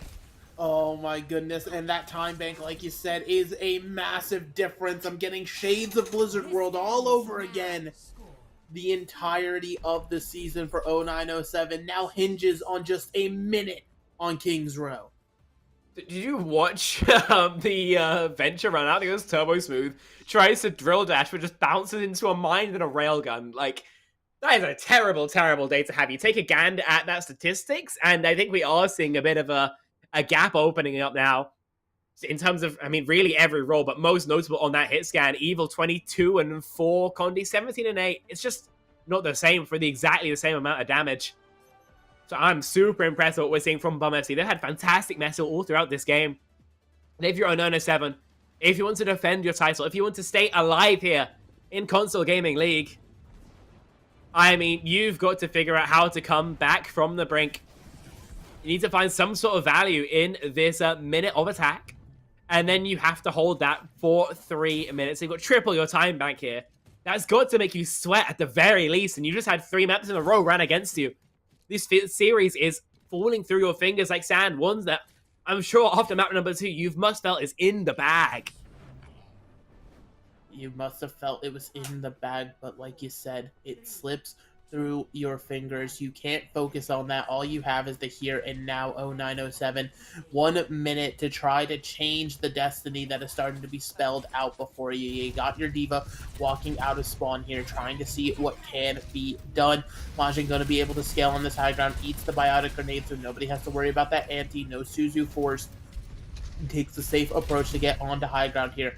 A flail not going to do much to disrupt this, as now Majin can simply go forward, flies in, gets some beautiful micro missiles. The TP in from Donkey to try to help out is going to be enough to get Jacob out of the fight here, and that's a phenomenal start. Removing those supports once again. The Pharah going to be in the wrong place at the wrong time as Majin's there to follow it up, and Golden Pants going to be the last standing member here as the point starts to cap.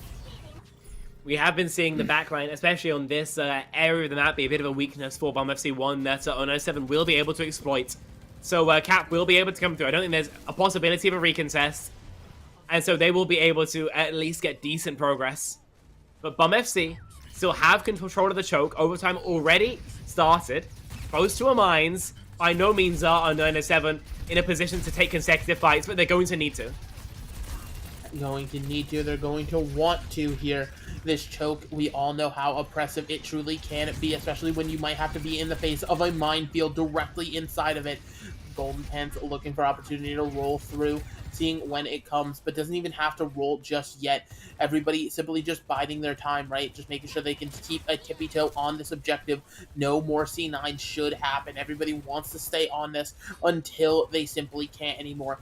Now that the payload's made it all the way through the choke, that's going to be the go button for the minefield here. And it's going to be Turbo Smooth, the first victim of it, TPing in, completely negating the Kitsune rush here. The barrage from Swag Demon just going to be the exclamation point on Golden Pants' absolutely devastating minefield here. And now 33 meters is all that separates Bum FC from the championship. That was so much value from the bull once again. It's something we've said so many times, but gets the mind kill and then just rolls 3 people into an enclosed spot where they get absolutely blended. Fantastic. But now we know where the buck stops. About 34 meters in 3 minutes 11 seconds. You think back to the first attack of Bum FC, and it took them about a minute and a half. So they have enough time to do this twice over. Will they or will they not? That's got to be the real question. It's always the question here. 3 minutes and 11 seconds. You have to try to hold on to point A, or if point A is given up, you then have to hold this choke. There's no room for error anymore for 0907. A flawless season could come crashing down right before the finish line for them. They have to be incredibly careful here. Playing the Diva instead of the Hazard, potentially trying to mitigate this Ana's value, it could be a good shout, but at the same time, the Hazard just looked better earlier on. Yeah, I don't know what changed. Maybe it's just an aura differential, but the Hazard early on seemed like it was untouchable, right? But maybe it was the maps, maybe it was Bum FC changing up their approach. But it hasn't had that same impact in the lobby, I'll put it that way. Oh my god! Evil has already started with a pick. The Disruptor shot perfectly placed, probably with some follow-up damage to take John Witch out of the fight here. This defense already is going to be sent scrambling. Everybody needs to get out and find an opportunity to re-engage with their Lucio in tow here. They're probably going to have to give up a tick, even 2 here, to get good positioning and figure out exactly how they want to approach this. Who else but Evil to usher in the beginning of the end? The recontest has to come through, but John Witch dead first again! The Lucio has become the target, and it seems like that target is being connected on time. And again here, the Diva D-Mech incredibly late. Majin out of the fight. The Kiriko also done here. If these members don't get forward spawns, then that might just be it. And they're not going to.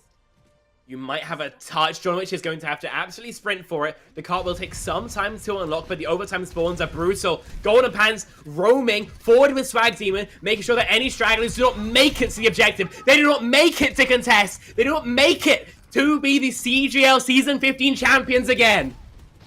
Yeah, and it seems as though this cart's moving. The Diva, Majin going to try desperately to fly here, but it seems like it might just be an inevitability at this point. 0907 clinging to their former glory, but it seems like it's just that they cower in the face of Golden Pants. They cower in the face of Bum FC, who slay the undefeatable and become your Season 15 champion.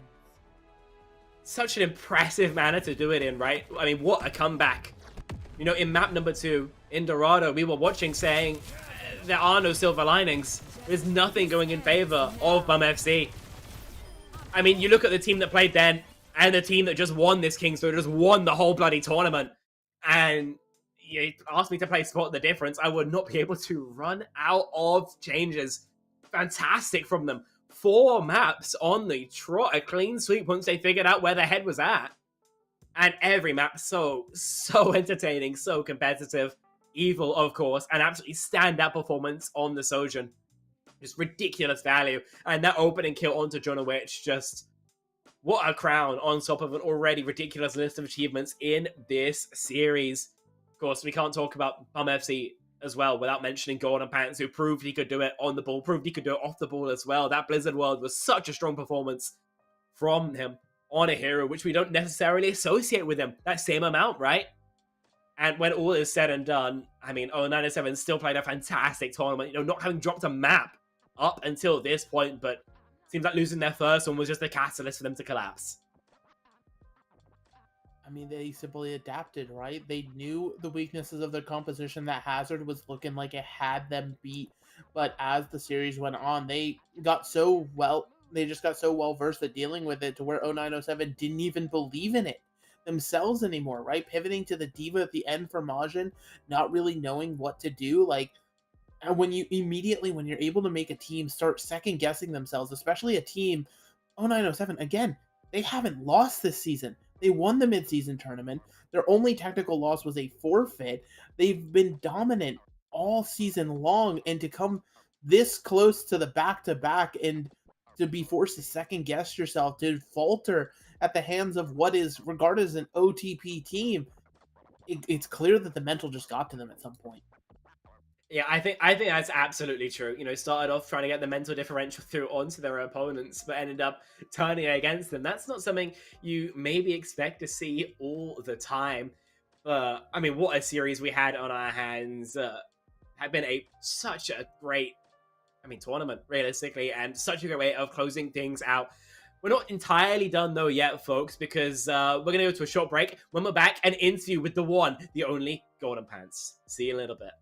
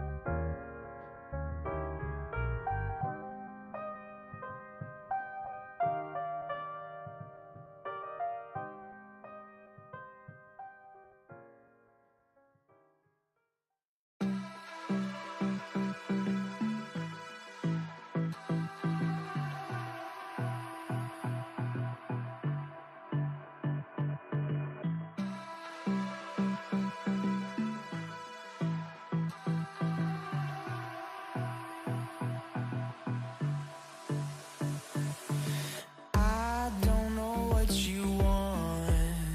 Let's have a bit of fun till I downfall. My love, if you feel like I do right now, don't say you're on the run to the other side. My love.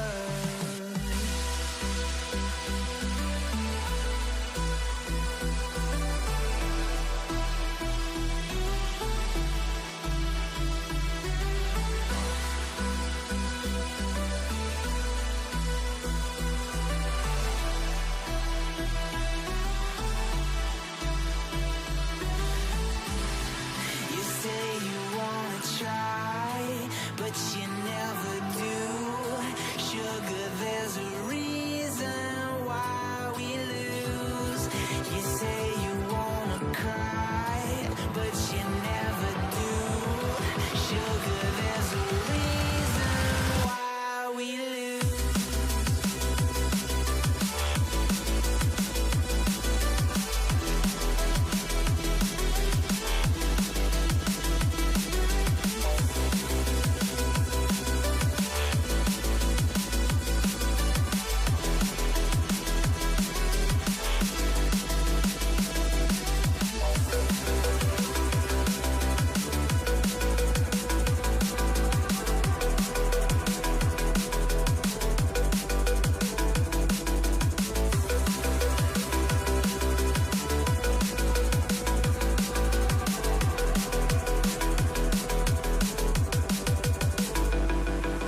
I don't know what you want.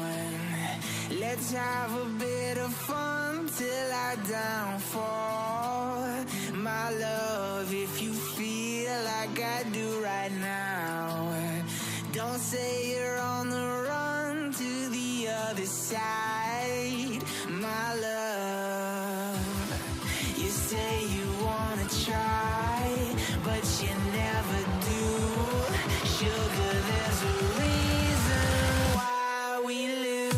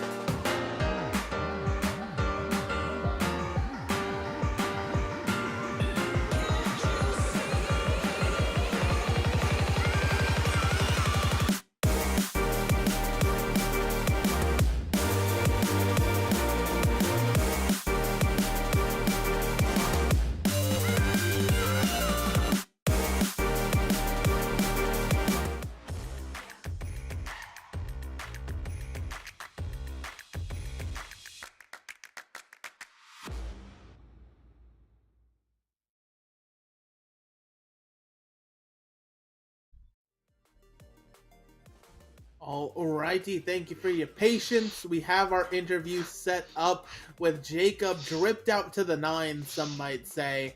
How you doing? How's it feel? I'm good. It's getting a bit warm in this suit though. I've been in it for a few hours now.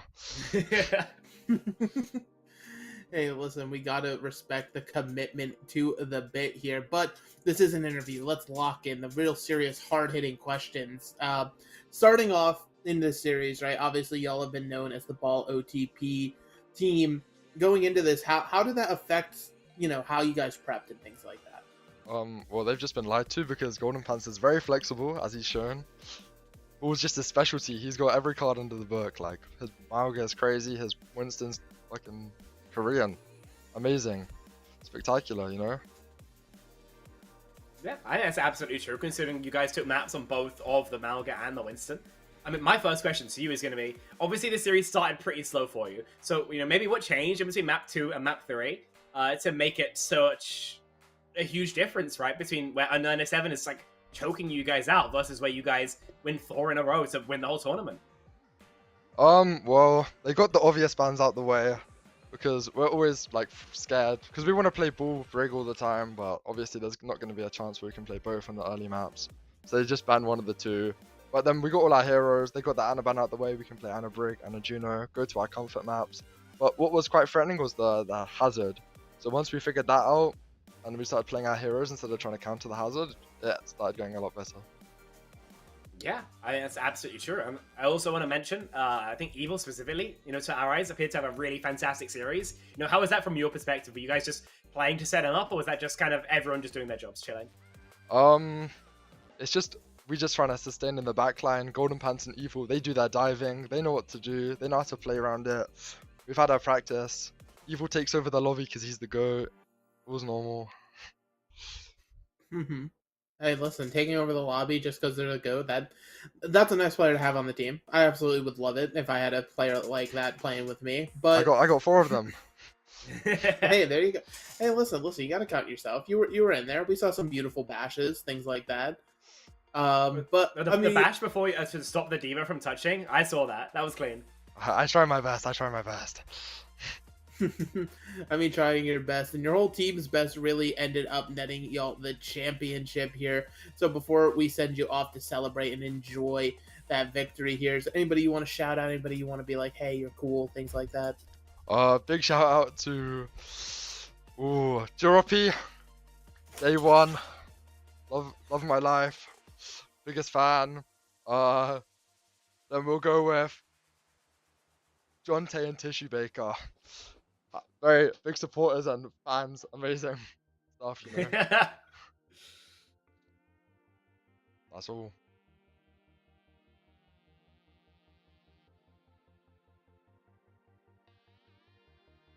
What? Yeah, fair enough. Oh, I think we've misplaced our other caster. That's a bit weird. We can't hear you. I guess I'll post out in the meantime then.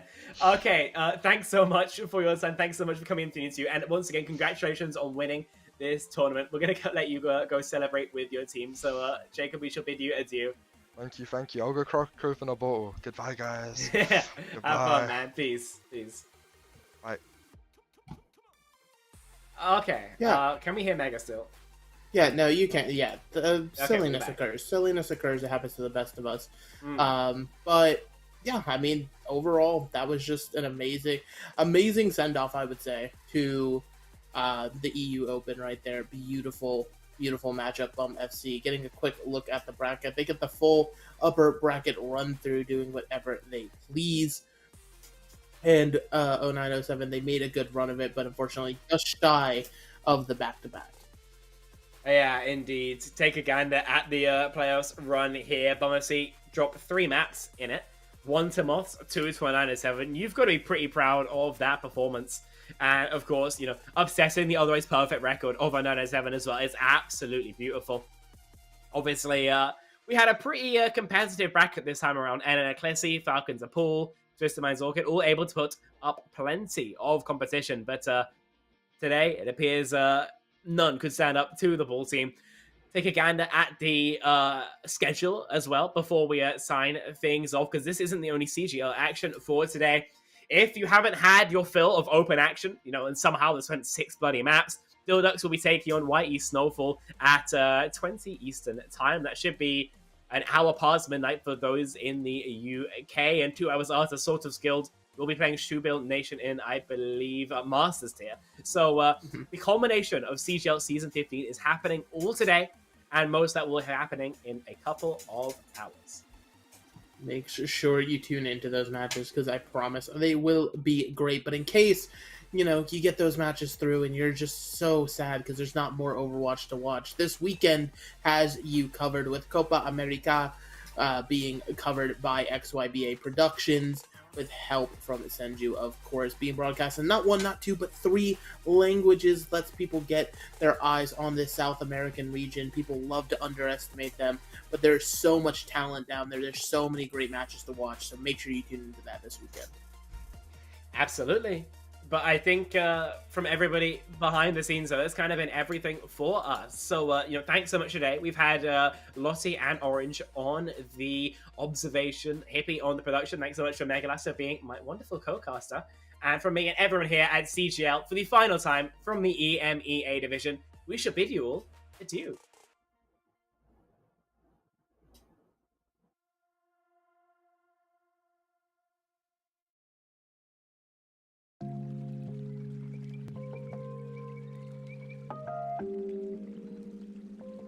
Water is the softest and most yielding substance, yet nothing is better than water for overcoming the hard and rigid, because nothing can compete with it. Lao Tzu.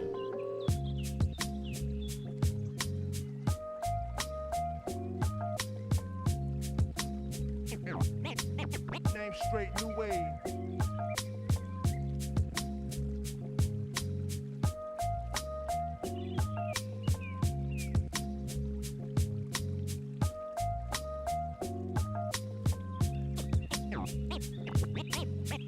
Straight new wave.